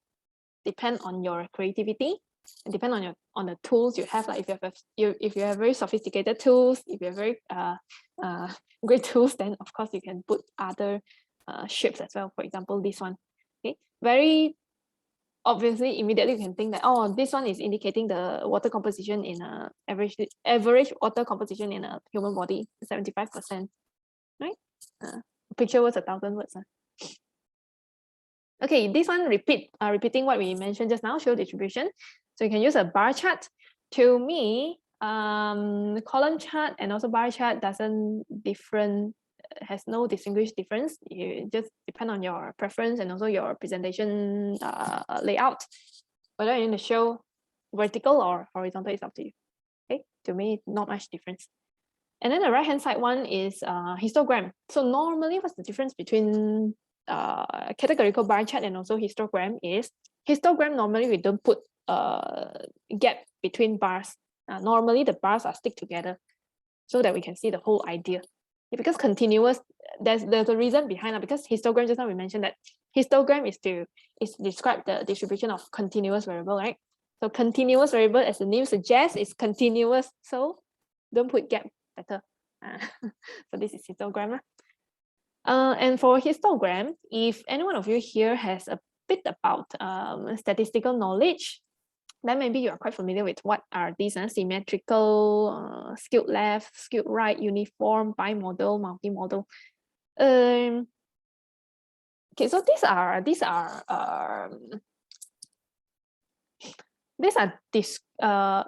by looking at our data, we can know what are the distribution of our data.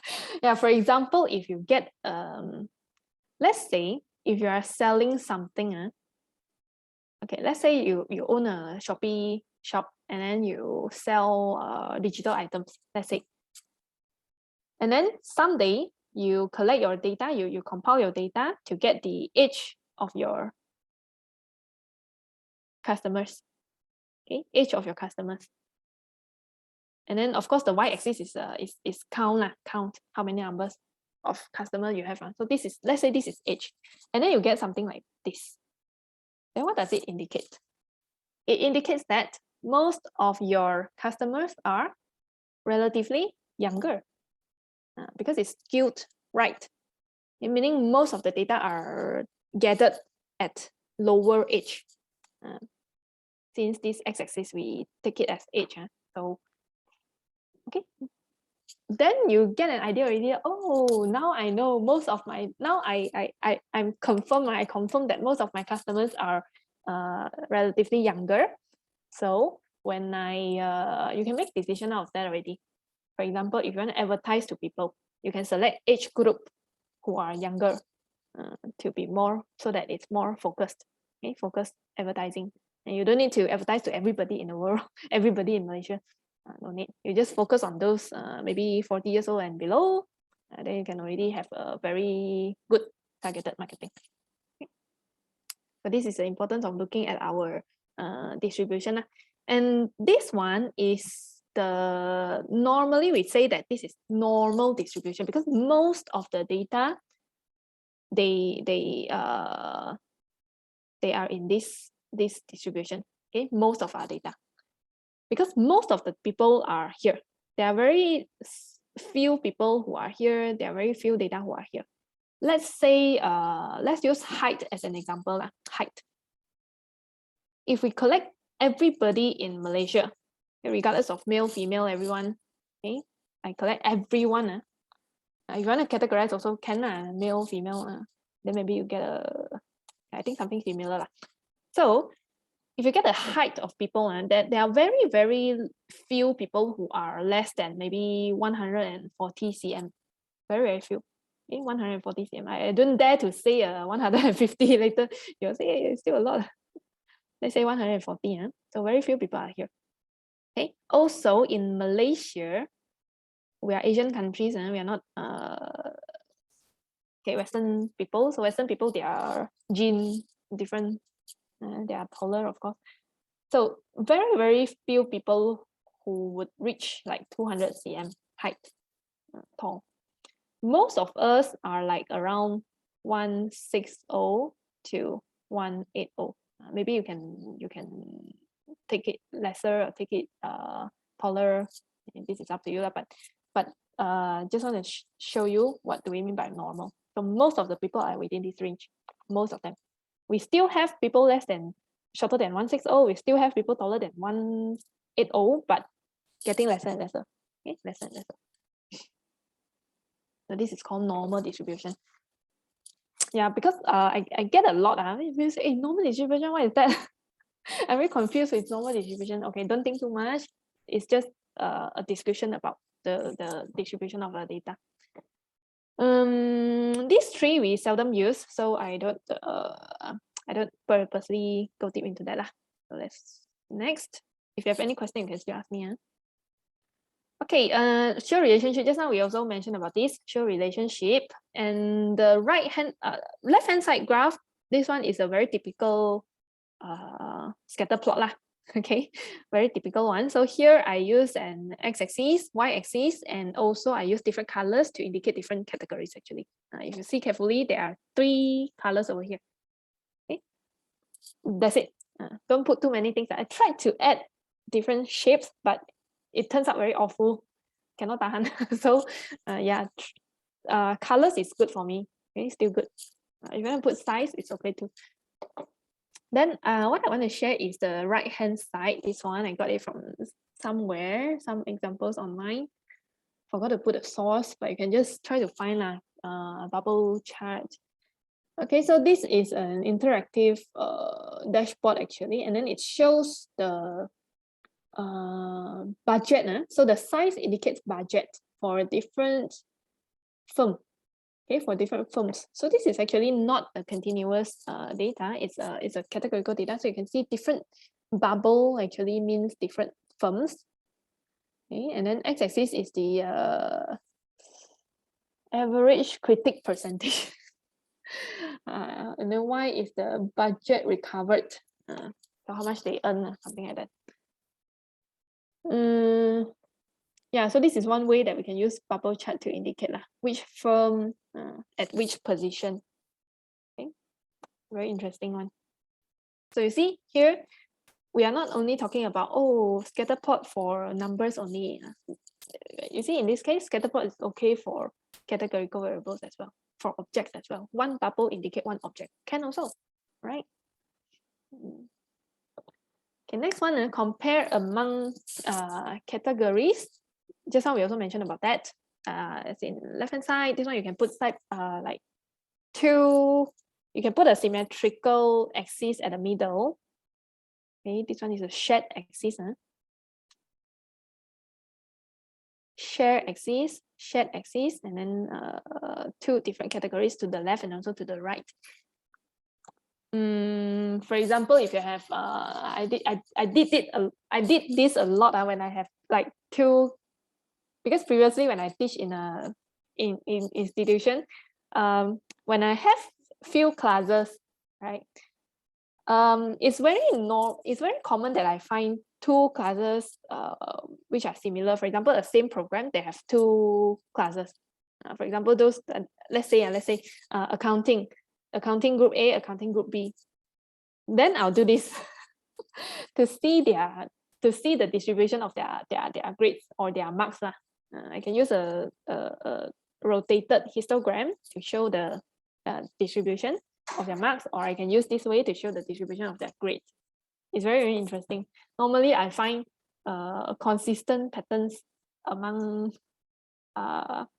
groups. I don't know why in universities. Okay, expose some stories behind. I'm not sure why. Normally, in the same program, let's say accounting.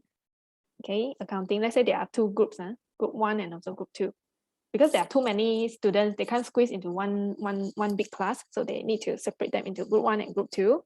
I'm not sure how they separate it, but what I normally see is throughout a same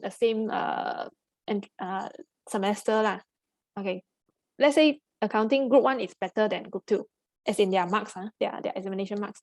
So group 1 better than group 2. Then when it comes to other programs, let's say marketing, the same things happen. Group 1 better than group 2.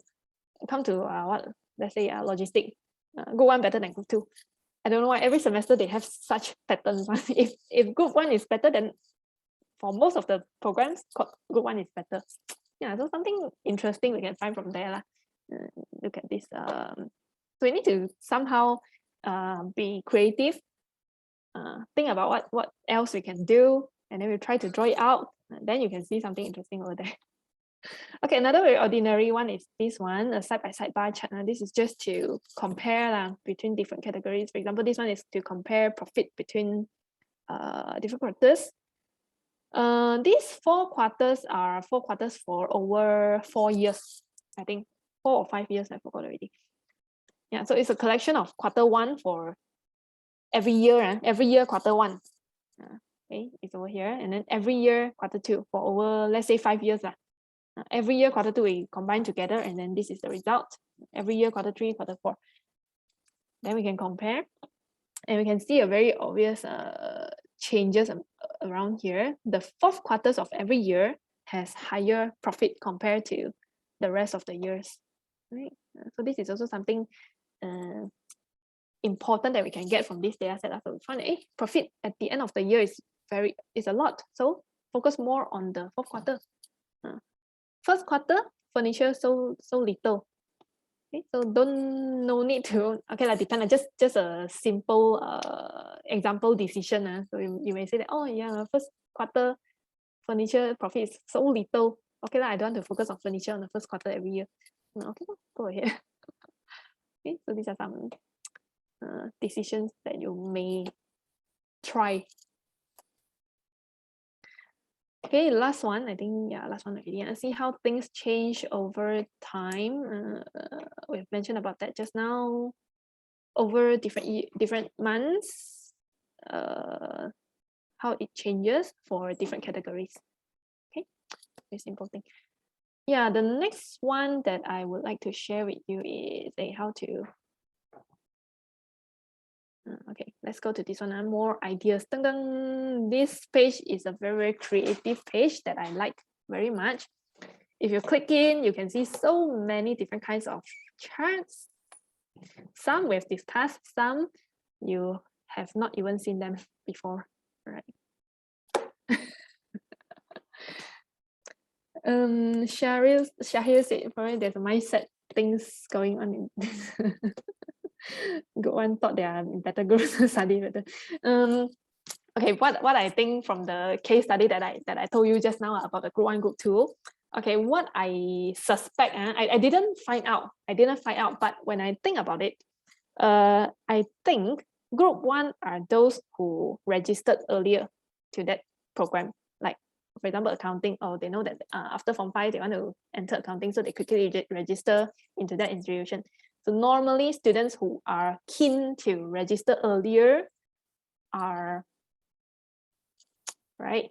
When you are keen to study, you register earlier. So maybe this is the latent factor behind this situation. So group 1 are those who registered earlier. They are very keen to study. But group 2 are maybe nothing to choose. Form 6 don't want me. The rest of the schools are too expensive. Okay, I come here and simply register for the course. So they're not keen to study. Maybe that's why they are in group 2.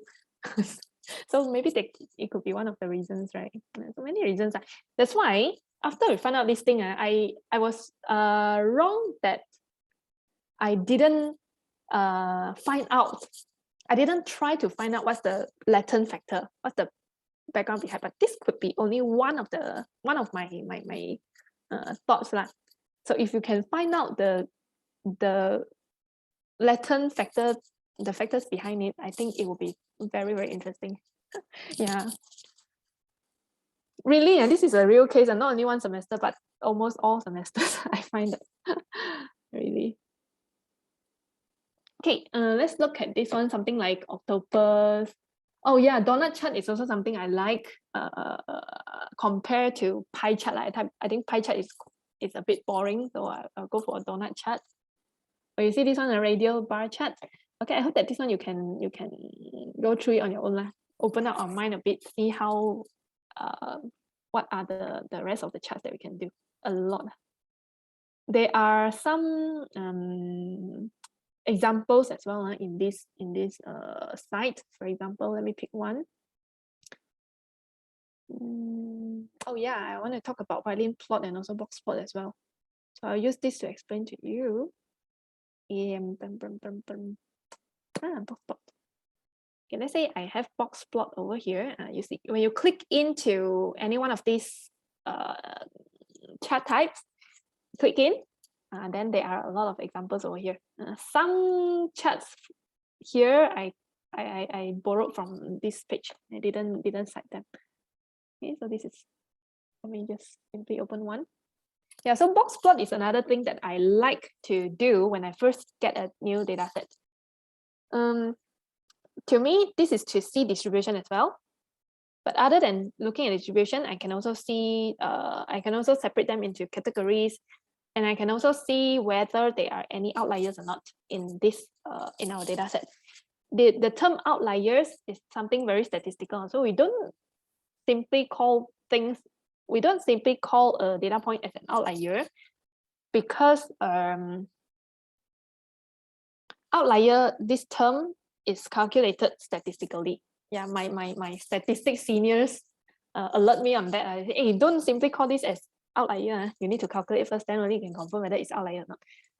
But as for me, I am not a very particular person, so I sometimes don't want to purposely calculate whether they are outliers or not. So I'll go for a box plot to straight away see it, or I'll just look at it from, for example, Scatterplot. What else? Yeah, especially Scatterplot. Or maybe I'll do some highlights to see whether there are any extreme values or not. Okay, extreme value is a relative concept, as in if most of the data points are in this cluster, but suddenly there are a few data points that are further away from this cluster, and then that can be considered as extreme values. So it's a relative concept. But so that's why I prefer to use the word extreme values rather than using the word outlier. Okay, so back to this box plot. So a box plot can show us, you can imagine it like a,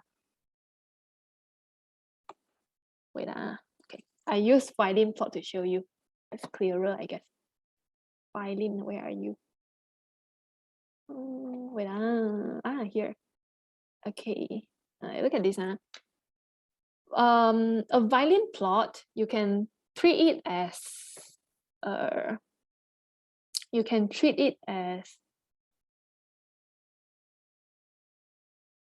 terbalik histogram. If you look at this shape, this one and this shape, it's actually something like histogram. So just now our histogram is something like this. So we have bars, and then we can draw a shape, right? Something like KDE. Yeah, so this thing, if you rotate it 90 degrees, then you will get this shape.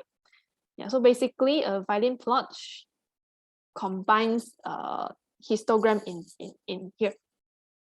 And then in the middle of a Violin plot, at the middle here, there's a box plot. Okay, box plot. A box plot can be horizontal, can be vertical, it doesn't matter. So what box plot shows us are, okay, a general box plot, and let's assume that there is no extreme value, there's no outlier. A typical box plot shows you the minimum value. So this is the minimum value, negative something. And then this is the maximum value. Dum, dum, dum, dum, dum. Okay. And then this thing we call first quartile. First quartile. So hard to write using mouse. Ayo. Quartile 1. Another reason is because my mouse is also tak boleh pakai already. To change one. So this one is the first quartile. What does it mean by first quartile? Okay, imagine all of us here in this classroom, all of us queue up, okay, from the shortest person.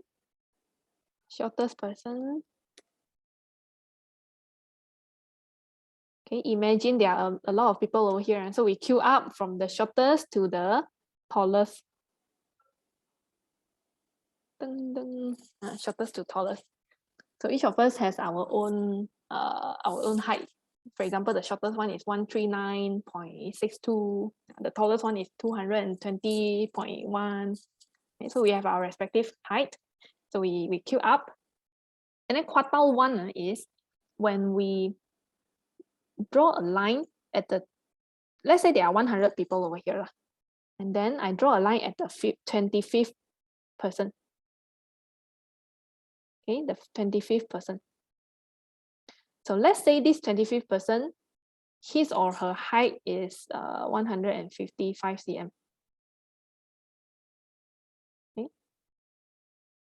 So this 155 is a threshold that cuts the first 25% and the last 75%. So this is a threshold.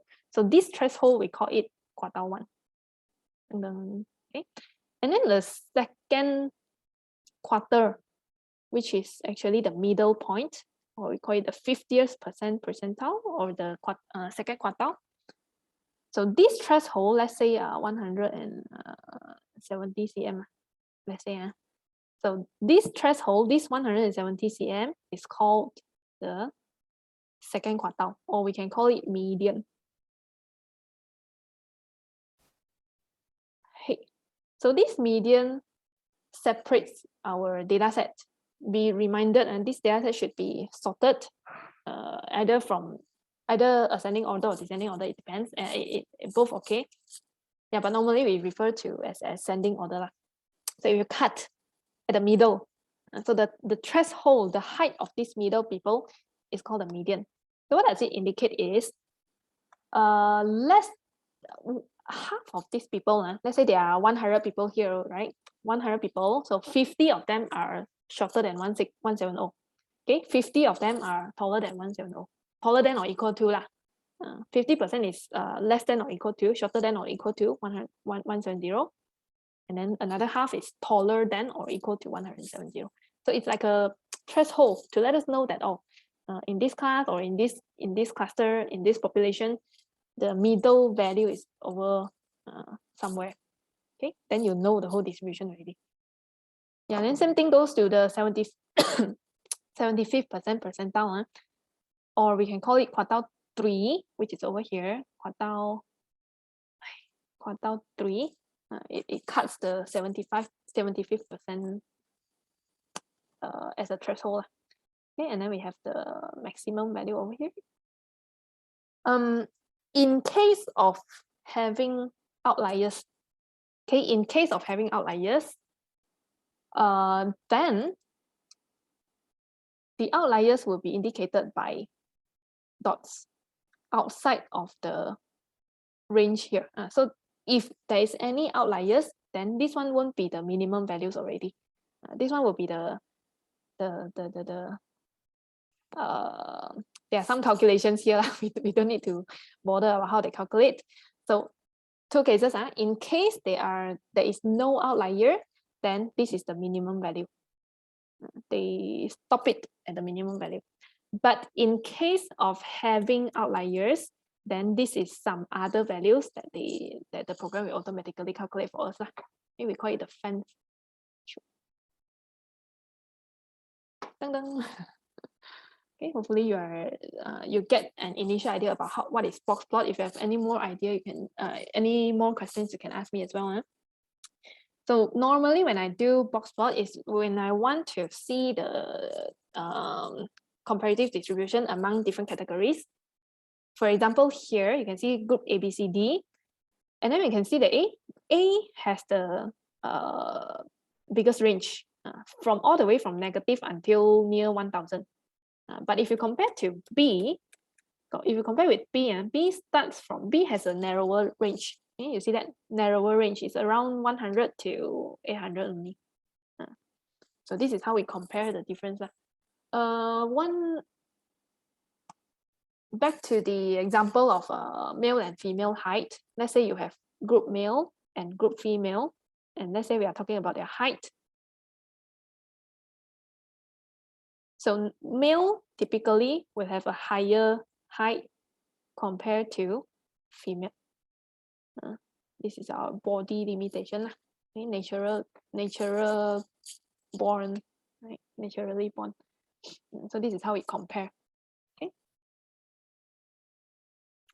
I like to do this when I get a new data set.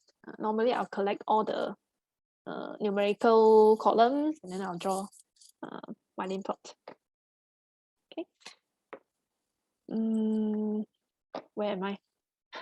Okay, just now. Let me see. Is there any interesting one? Okay, I think the rest you can explore it on your own. Now, next tips and tricks for our visualization. And so this is not, the first concept here, this is not just for visualizations, but for the whole process of data science, including data collection all the way until you eventually deploy your solutions. You need to have very concrete idea about what is data type. So data can be categorized using different ways. For example, some of you may say, I would like to categorize according to structured or unstructured data. Can also. And so since we are talking about that, so structured data you can imagine as something writable to a table, table-like. I would say almost everything that you can put into a table you can consider as a structured data lah. You can treat like that. Feel free to add on anything if you think that my statements are too general already. You can feel free to add anything. Yeah, so basically anything that you can arrange into a structured table, we call that structured data. Okay, include objects, numbers, right? Date, time, so everything we can arrange in the table. And then nowadays we have a lot of unstructured data as well. I'm not sure whether this Kaggle you learn about unstructured data or not, but just a sharing. I recently started to learn about graph, so it's a very interesting topic to me as well. Yeah, graph database. So it's based on relationship between different data nodes. For example, social media. In social media, they use graph database as well. I am a friend to B. So there's a relationship between these two data points. I am a data point, B is also another data point, and then our relationship is friend. So there are data and also object and also relationship. So this is also another kind of unstructured data that it's very interesting as well. If any one of you are interested, let's learn together. I just started to learn as well. Yeah, so structured and unstructured is one of the categorization methods. And then as you learn about supervised learning, you also come across things like regression, things like classification, right? Yeah, so here you may like to categorize your data into dependent variable and also independent variable. So normally independent variable refers to those features or the X set, all the features, all the attributes that could contribute to the dependent variable, which is our Y. Okay, could contribute, not definitely contribute to that.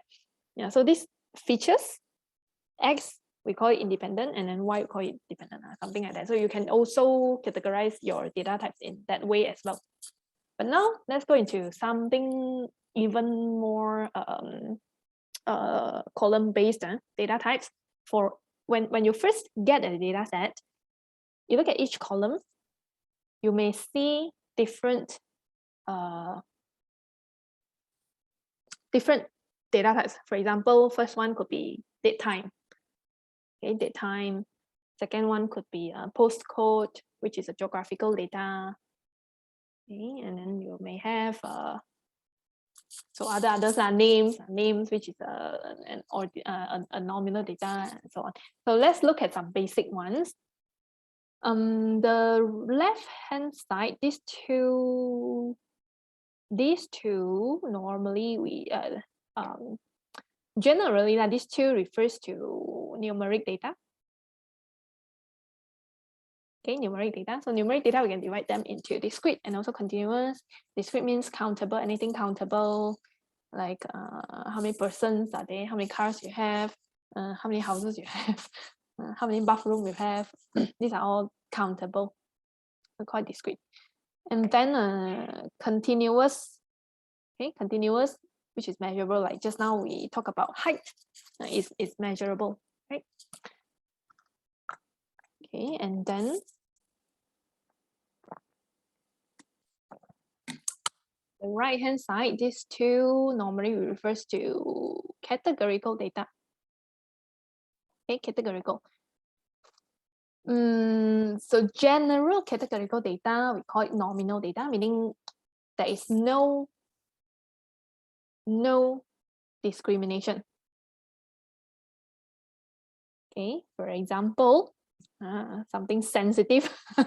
No, yeah, just an example. So for example, gender. Okay, gender. If you ask me, I would say that they are male, female, and others. Personally, yeah, no offense.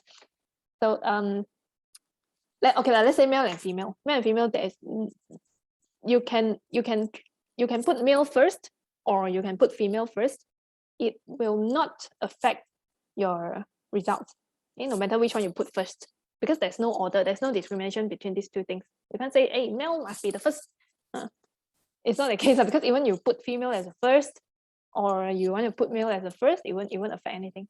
Okay, or race, right? And then colors, for example, colors of flower, this color versus that color, they're all same, same level. I mean, no discrimination. Okay? You can put white color first, you can put red color first, it won't affect anything. So this kind of data, we call it nominal. There are some of the sources that they may say that nominal can be divided into two kinds, which are binominal. Okay, binominal, or they call it binary, and also multinomial. Multinomial, definitely it simply means more than two categories. So binary, normally they mean, or sometimes you may see the word Boolean, BOOL. So they mean yes or no, true or false. This totally complement categories. Yes, no, they are complementing each other, right? Or fail, pass. Pass, not pass. This is also complement of each other. So this is called binary. It's like true, false, yes, no kind of thing. Binary. So normally, if for binary, then it has a very strict, not to say strict, it has a very global kind of encoding system, where 1 means yes or true, 0 means no or false. So when you come across binary data, you may use this concept. Okay? So this is normally what we use. And then another kind of categorical data, you may need to think about the another concern, which is order. For example, rating.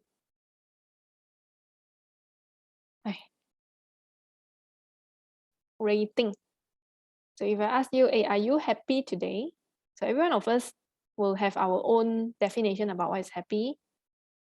But after all, we can rate based on our own feeling.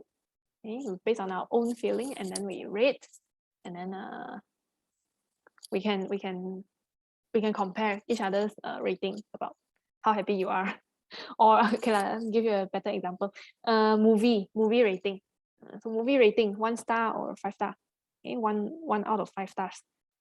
And then 1 star actually means one ordinal category. So these people think that this group of movies are 1 star movies. This group are 2 star movies. Same thing goes to hotel. Hotel 1 star to 5 star.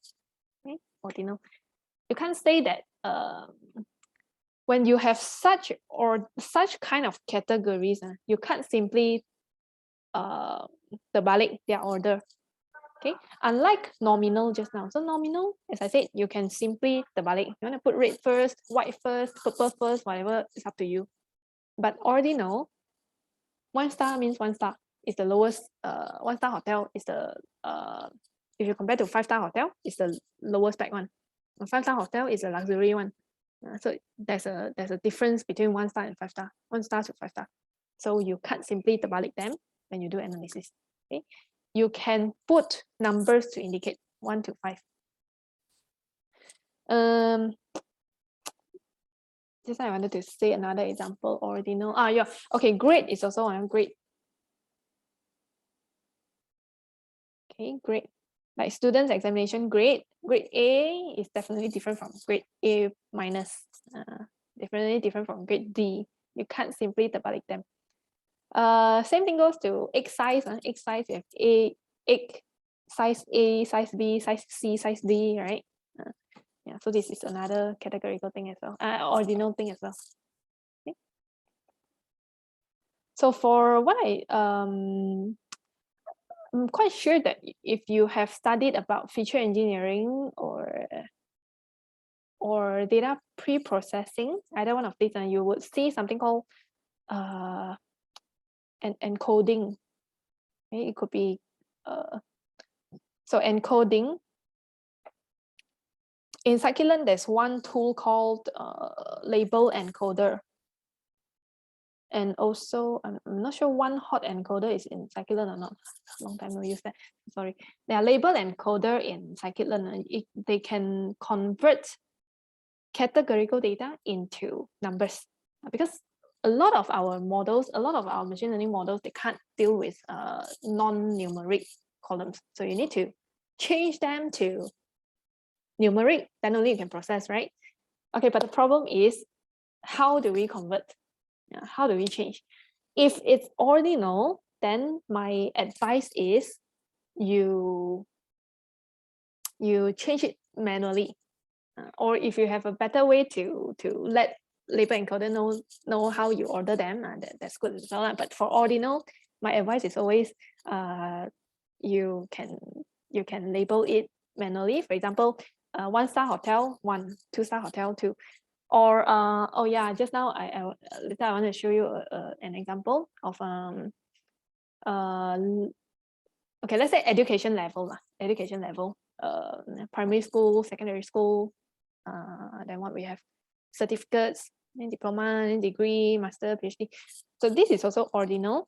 You can choose to put numbers manually to them, like primary school is 1, secondary school is 2, 3, 4, 5, and so on.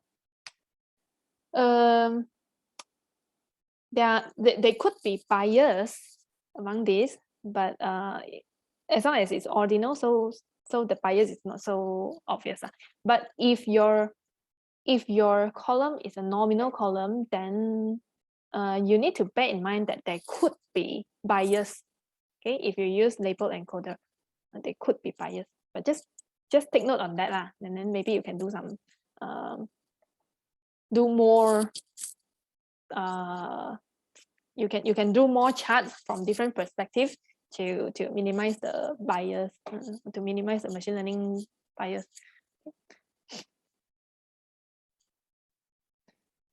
All right, next. Okay. Oh, I've been talking a lot. Hopefully, you're not sleepy. So I thought that this is very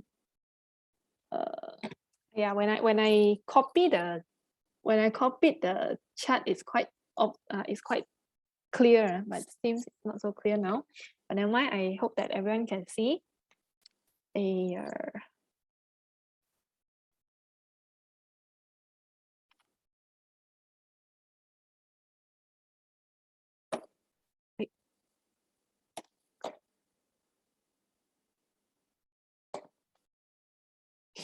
All right, I need you to try answering this. It's not answering. Comment on this chart. So just now we talk about there are some limitations of pie chart, right? Let me see how many limitations that you can find. So everyone, please comment.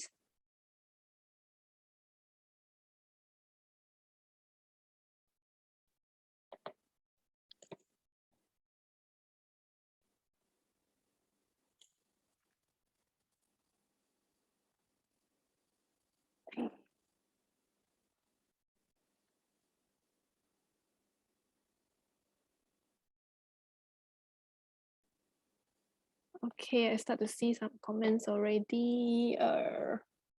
Thank you very much. So can't-wheel subcategories data, yes. Subcategory data. What do you mean by can't-wheel? Maybe you can elaborate more. Too many subcategories. Yes, Susan. Thank you, Susan. Too many color labels. Yes. And maybe you can further elaborate. Why is it not good to have so many color labels? Overwhelming due to number of, yeah. too many colors. So can you elaborate more? What would it cost if you have too many colors? What's the consequence? Try to use percentage to elaborate. Do you mean that we need to label some percentage? Yeah, could be confusing in what way? I keep forcing you to write more things. Yes, Shahil give a very, very good point. Yeah, when everybody is talking about colors, what I wanted you to elaborate is what's the consequence? Yeah, I know too many colors. So what? So Shahil bring out that issue. They seem similar, so we couldn't really differentiate, right? For example, if you look at this color and this color, to be frank, I am not confident that they are not the same color. Okay, and then if you look at these two, I don't even know which one is larger, which one is smaller. And if you look at this one and this one, I'm not confident that they are different colors. I don't have the confidence at all. We need to be humble a bit. I don't trust my eyes so much sometimes because I believe most of us here, we have seen some optical illusions. Optical illusions that they play around with colors. They're actually the same colors, but when the background is different, then you interpret the colors as different colors. I believe most of you will have seen that before. So this is why I'm very, very careful with colors, because or if you still remember, there was one viral post on Facebook a few years back about a color, about a dress color of a dress. Some see the dress as blue color, some see the dress in gold color, something like that. Right? So these are some, I don't know what should we call this. Is it optical illusion, or I don't even know how to call this kind of situation. So be very, very careful with colors. Okay. Repeat of the same color. Yeah, repeat of the same color in too many categories. Tagging color with index number is a good way. Deducting, yeah. Not to say we have color blindness all around. We won't know, right? You don't even know, you won't know if I'm colorblind or not. Yeah, no discrimination here, but it's a very normal case that among us, definitely there will be colorblind. And not to say, there are different kinds of color blindness as well. Some are the most common ones are red green color blind, and then some are blue green color blinds, yellow green color blinds. There are different kinds of color blinds. So how do we solve this issue? Yeah, so you all pointed out a few things here. One is color, another one is too many categories already. It's confusing. Another thing that I'll point out is the size of the angle. So if you do some research, you're going to find some research and psychological research or human anatomy kind of research. There are some researchers which I agree quite much that human eyes is not good at distinguishing size compared to length. We can distinguish length better than size. Better than angle. Yeah, something like that. Maybe you can try to search to support this research. Okay, so if you compare angle with length, we can distinguish length better than angle. Okay, again, not to say different colors may cause different optical illusion. For example, if I would like to know whether this is larger or this is larger, I'm not sure, but by looking at it, if I don't consider further, okay, or let's don't take these two. Let's take these two. Okay, frankly, I don't know which one is larger because I'm afraid that due to optical illusion, darker color make us feel smaller. Like how girls when they want to show they are slimmer, they wear darker color clothes, something like that. So I'm not sure really these two which one is bigger. Okay, I can't tell. Need to be very careful with this. So as a conclusion, first, don't put too many categories. If you have too many categories, please consider other ways. Don't use pie chart. You can consider using a bar chart. Okay, using other things. Tree map maybe. So just conclude from what you all have mentioned just now lah. Okay, color too many. So use less color. Yeah, look about the same, right? Use less color. Oh yeah. The worst thing about pie chart is you need color to indicate. If it's all black, then it's meaningless already. Or if it's all white, it's meaningless. Yeah, you need to narrow down what you want to show, like what Alex suggests here. Yeah, you can just show, or maybe you want to group them together. Instead of subcategory, you just put categories, it'll be better. Okay. But if you still want to illustrate this thing, then you can move to other methods. Don't consider pie chart. You can use a tree map, you can use you can use bar chart, right? So there are so many other charts that you can use. All right. Another thing. Please look carefully at this chart. Okay, it's about wildlife strike occurrence by state in US. Wildlife strike, number of wildlife strike. If I ask you, can you point out which state has the highest number of wildlife strike? Which state has the highest number? Can you point it out? Just let me know, can or not. Or you let me know what's the issue when you are trying to answer my question. Yeah, no. I mean, yeah. Okay, but okay, again, my question is, which state has the highest wildlife strike? By looking at this left side, okay? Yeah, you just let me know whether you can or not. And what is the issue that you find out here? Anyone find any issue when you're trying to answer this? Left side, okay? Yeah, how to point, right? You're not here. Same color, bottom left, okay. Okay. Anyone notice any issue? Borderline difficult to see, okay.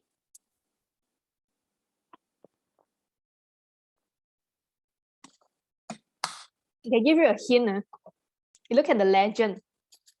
Yeah, Joshua point out the thing, hard to distinct. Yeah. Okay, actually the California, sorry, actually I don't know which one is which. Normally darker color represents bigger number. Thank you so much for pointing out. No data label. Yes, this is another case. But I would like to point out the most critical thing in this legend. You look at the legend here. Number of strikes. Based on human visual nature. Okay, human visual nature. Normally, if we use color intensity, still remember this one just now, still remember this. Color intensity indicates profits. Darker colors refers to higher profit. Okay, so from here, our eyes just need to automatically find darker color cells. So automatically, not to say automatically, by looking at this, I will focus more on these darker color cells, almost automatically, right? That's our visual nature. So this indicates that darker color somehow grabs more attention, or we can say that darker color normally means more dense, right? Denser. It's more, the data is more dense, which means if the value is higher, then we use darker color. But this one, look at the legend here, it's the balik. Okay, higher number it uses lighter colors, but lower number it uses darker colors. So this is the most important issue with this chart, unless you have a very good reason. Then only you use some unusual kind of legend. Okay. Otherwise, for normal human visual, we prefer darker color to be higher number. Okay? Higher number to be darker color. Yeah. So something to share with you about how we play around with colors, play around with visuals. Thank you so much for all your responses. Yeah, so you can look at what Shahir right here. Normally, darker color represents bigger number. Okay. Yeah, so other issues including no data label, but this one I would say it depends whether what you want to focus. So for example, back to the table just now, back to this just now. For example, if I don't need to know the exact figure, and then I can actually remove the figures. I don't need to show the figures over here. So it depends what you want to show to your audience. Back to tell stories from data, select intended perceptions. Okay, intended perceptions to convey our messages. We don't need to throw everything to our audience. We just need to convey. We just need to let them know what we want them to know. Right? Okay, lastly, I think almost last already. Yeah, common data visualization issues. Choice of chart type. Just now we have mentioned about how to guide yourself to choose the correct chart type, and you can be as creative as you can. Refer to this DataWiz project as a starter kit. There are a lot of interesting chart types. Yeah, too much information, as we also discussed just now. I asked you about how many things you can use to distinguish different parameters. And then we mentioned about x-axis, y-axis, shapes, colors, size, so many things. But I think it was Alex who mentioned that we don't seem to squeeze so many information in a graph at one time. So don't put too much information. And then poor choice of visuals. For example, if you want to show two distinct categories, but you use similar colors, that one is a no-no.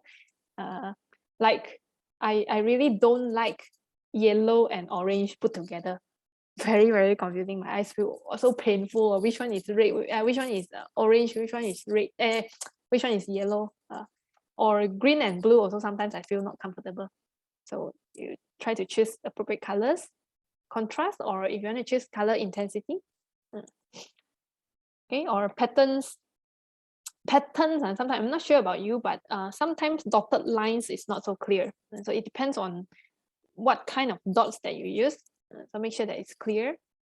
Okay, different lines and so on. Okay. You need to choose a good one to convey your message. Inconsistent visuals and scales. This one is also very interesting. We have not mentioned just now. Scales. Of course, these days we have a lot of tools to help us draw graph already, so we don't need to worry about that. But just take note lah. Inconsistent scales sometimes, especially.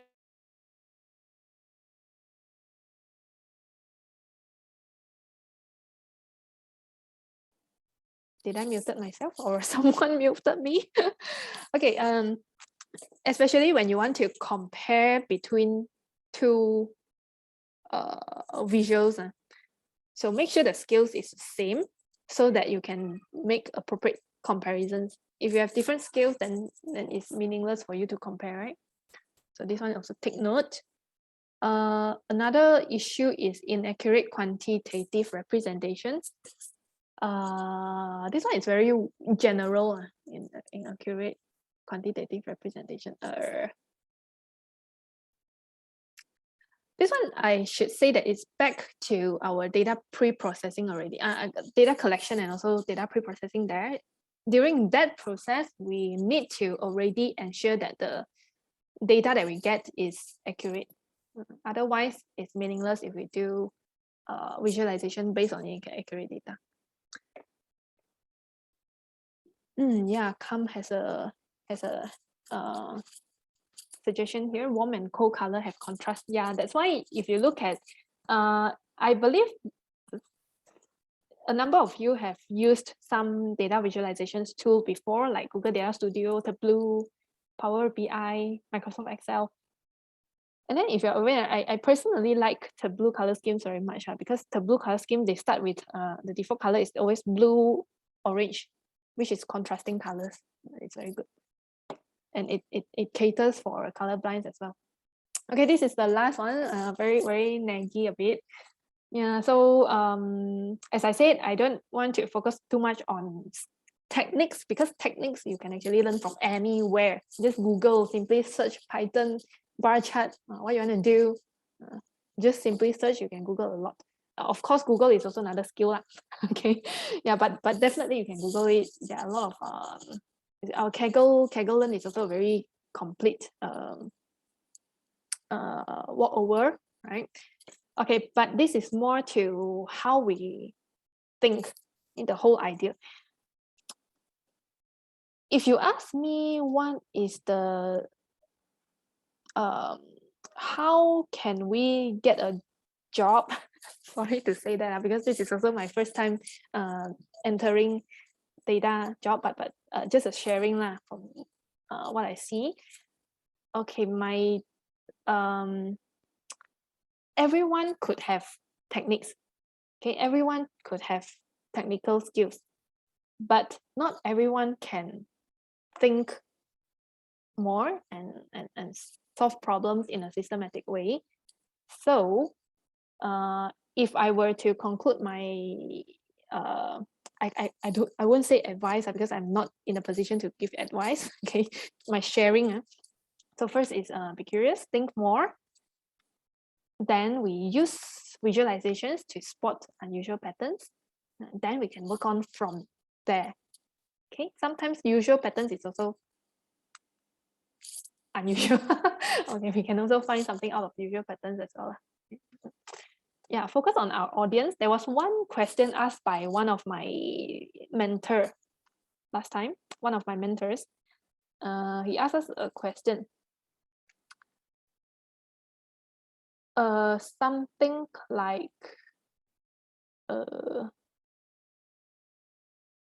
okay, if you were to analyze your company turnover, something like that. I use back the same question that he asked us. So if you were to study the turnover rate in a company, this is also data science and employee attrition, employee churn. Yeah, so you want to study about that. Okay, then if you are the analyst, would you think from the angle of HR or the boss or who else?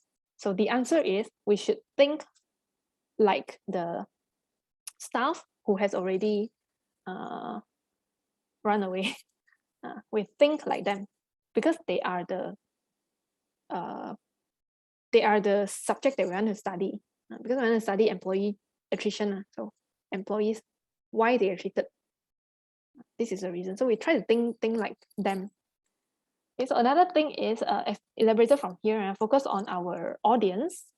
Yeah, we need to think from their angle, not just shocks and theory, we say a lot of things, but they may not understand what we are trying to deliver. It's a very general word, I know. Okay, last thing is about our visuals, our visuals, and these are things that always, even though this is very simple, just a very simple advice, very simple sharing, but it's already always in my mind that every time when I do a chat, I'll try to ensure clarity, precision, and also efficiency. Okay, so I think this is the last slide already. I have a little bit of hands-on, but I'm so sorry because this link, I did not copy it to Kaggle eventually. I leave my stuff at, how do I, why is my escape not working? Okay. I can't go back to not full screen. Yeah, but I have not put anything in. So allow me to copy the link manually in chat box. Wait, just one moment. And I don't really show much. I just point out a few things that I find not too common to everyone. Yeah.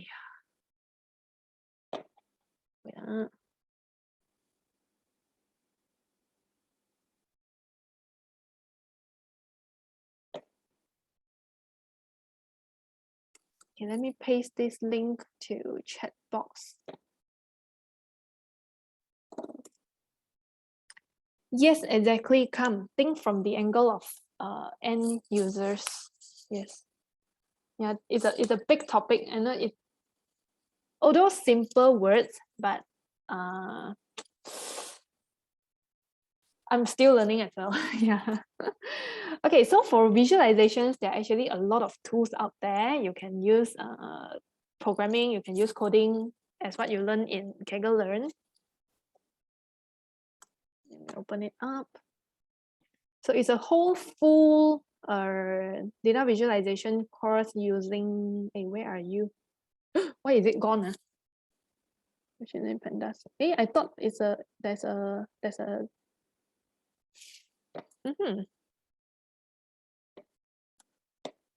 oh, here. Oh, because I've started to view it, that's why it puts up there. Okay, so there's a full course of data visualizations. It's up to you whether you want to dive deep or not, because if I'm not mistaken, according to your schedule, this is not included in your, because this topic is machine learning. This event is called what? Machine Learning Study Jam, right? So you focus more on machine learning, I know, but if you have time, this is also a very, very interesting topic to learn. There are a few different useful and nice packages in Python to do visualization, include Seaborn. Seaborn is the I think it's the most popular one, Seaborn. And if anyone is interested, for your information, right? Yeah.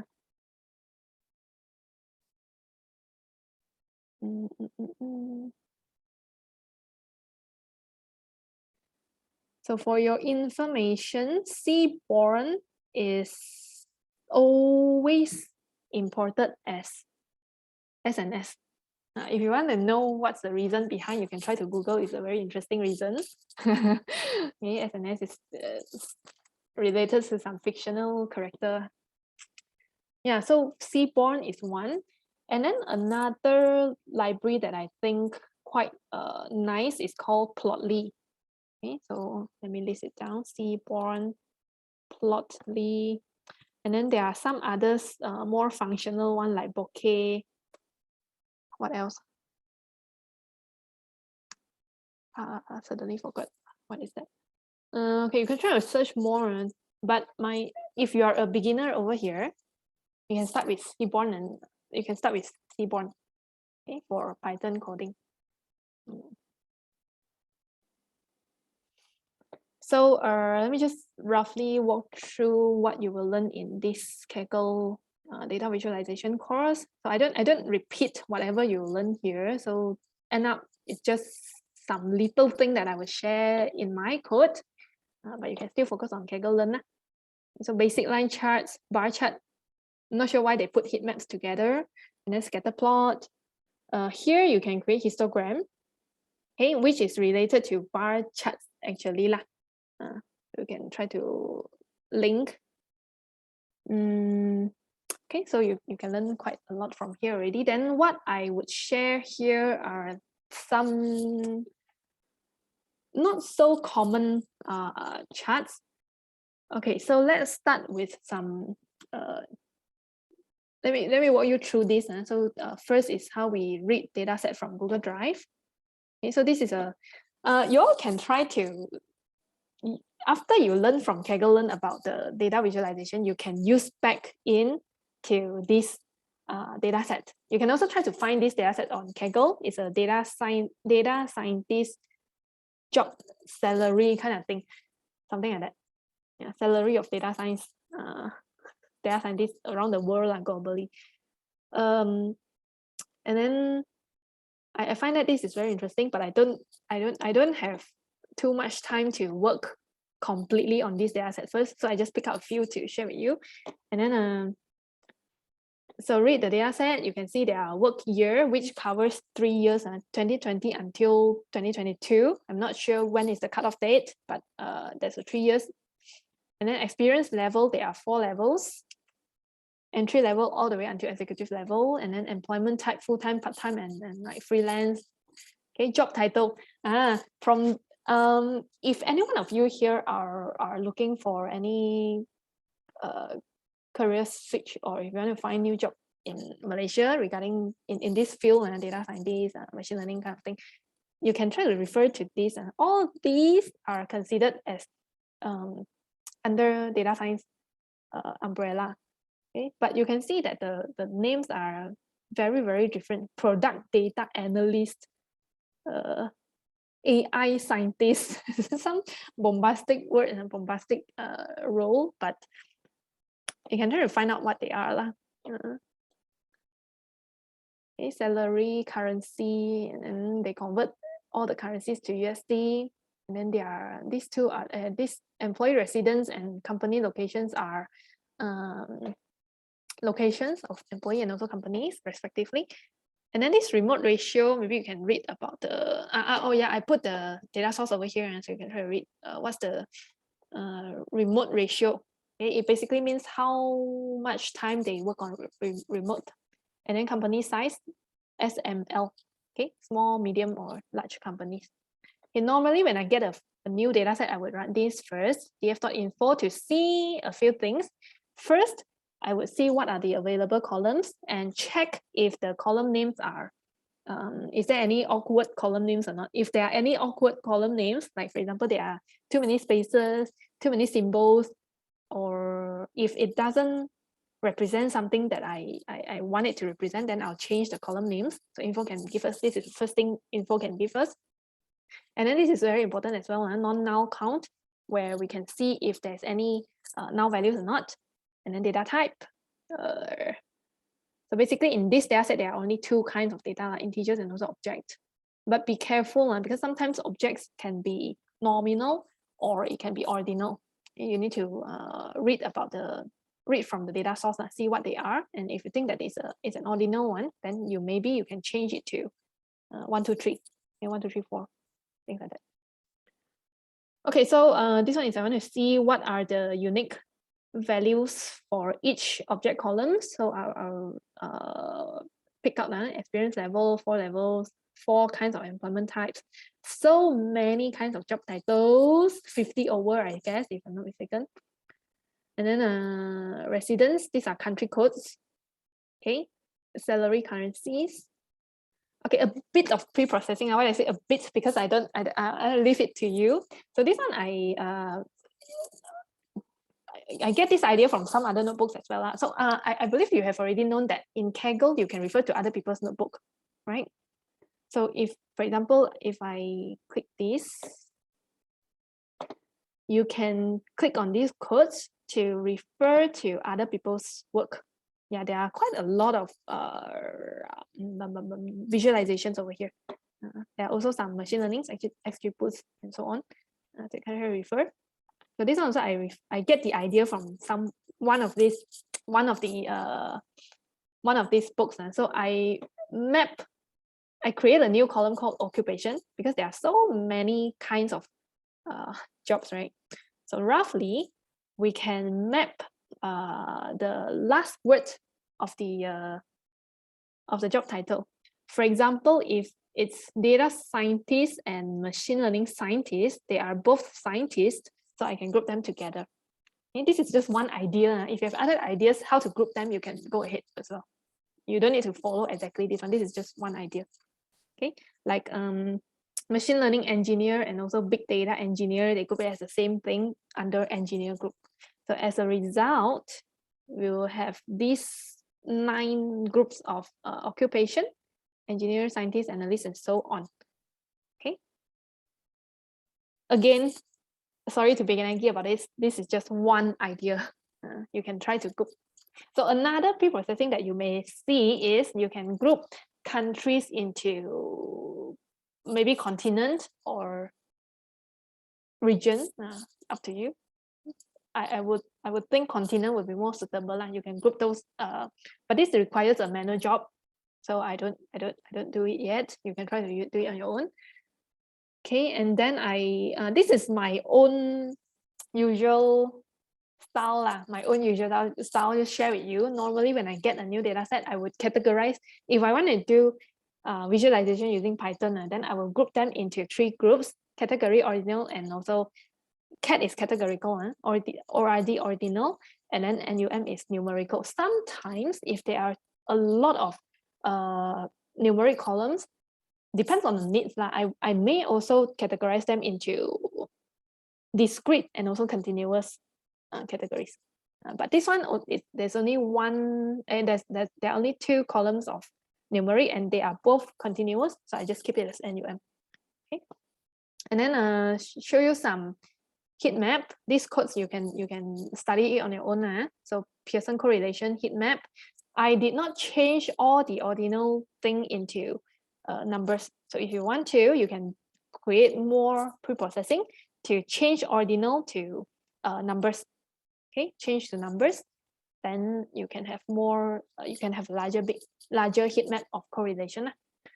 Another thing that you can consider to do under here is the mutual information. If you come across this anywhere, you can try to study about that. Mutual information is also very helpful in visual engineering. Okay, and then simple bar chart. You can try to see what are the codes that I do here. Okay, this is considered as a histogram. For your information, in Seaborn, there are 2 very useful distribution plot. First is called this plot, DIS plot. The other one is called HIST. But don't worry about when to use them. Basically, they can be used in most of the situations. Even categorical variables, you can also use his plot. Okay. Numerical column, you can also use this plot. They can be, the differences between the 2 of them is some parameters are available in this plot instead of his plot. Some are available in his plot, but not this plot. So depend on how you need them, but basically they give us the same thing. Okay. And then if you would like to have a percentage stack bar chart, which I like it super much, you can use this way to do it. So this is a percentage. Okay, percentage. And then this is how we do a box plot. And so that's it. All right. I'm so sorry for delaying a bit. Too excited. Yeah. Okay, too excited. So I saw some direct message over here that asked if we can keep in touch personally. Definitely no problem. So you can add me on LinkedIn and you can ask me any question. Okay. Yeah, so that's all. If you have any question, maybe I pass it back to the MC. Thank you so much. Yep. Thank you, Dr. Tan, for your very engaging and knowledgeable presentation. I think everyone here enjoyed it. So I think we'll have a 5-minute Q&A sessions. That's possible. Yeah, I think you can have that real quick one. I actually don't see many questions on Slido, so I think it's Can be shorter okay, as right? well. Yeah. Because I think this one is very basic, so not many questions.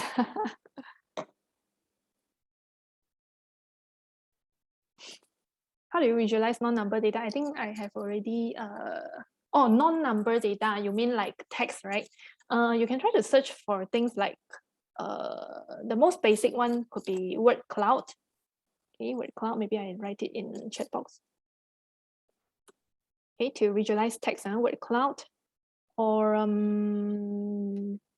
what else? Maybe the rest of the professors over here, you can help me answer as well, because in my mind here I can only think about word cloud. Or there are some 3D graph, for example, this one also just newly learned. For graph, we can use 3D to illustrate the relations. Yeah. Okay. Thank you, Dr. Poo. You can vectorize those text. Okay, vectorize means you change text to vectors, basically numbers or metrics. And then from there you can maybe use you can find their distance between two vectors, something like that.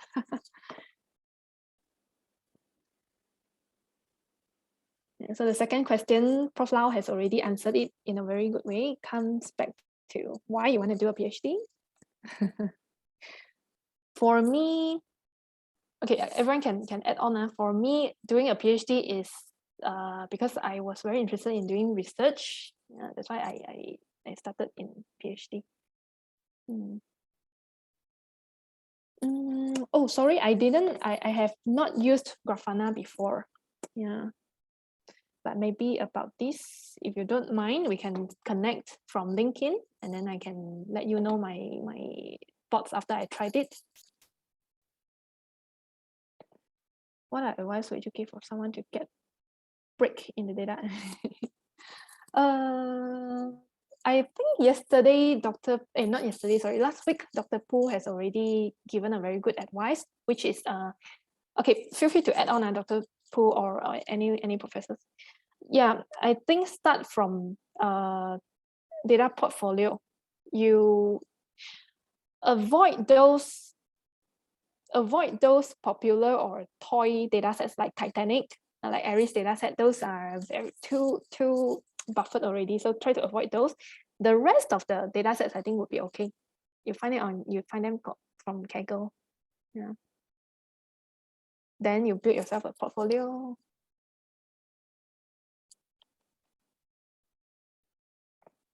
Okay, there are some answers by the rest of the professionals here.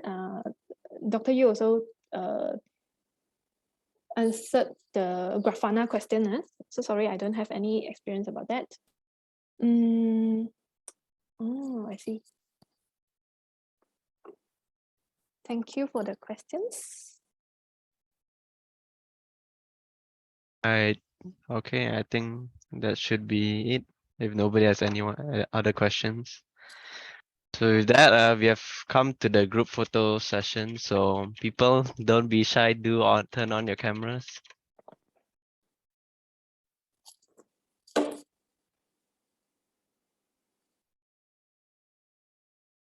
Okay. I'll give about 20 seconds or 30 seconds to let you turn on your cameras.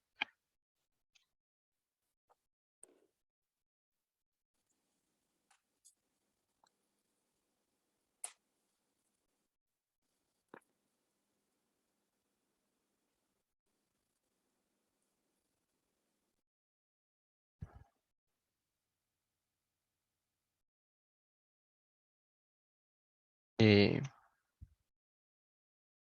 Think, I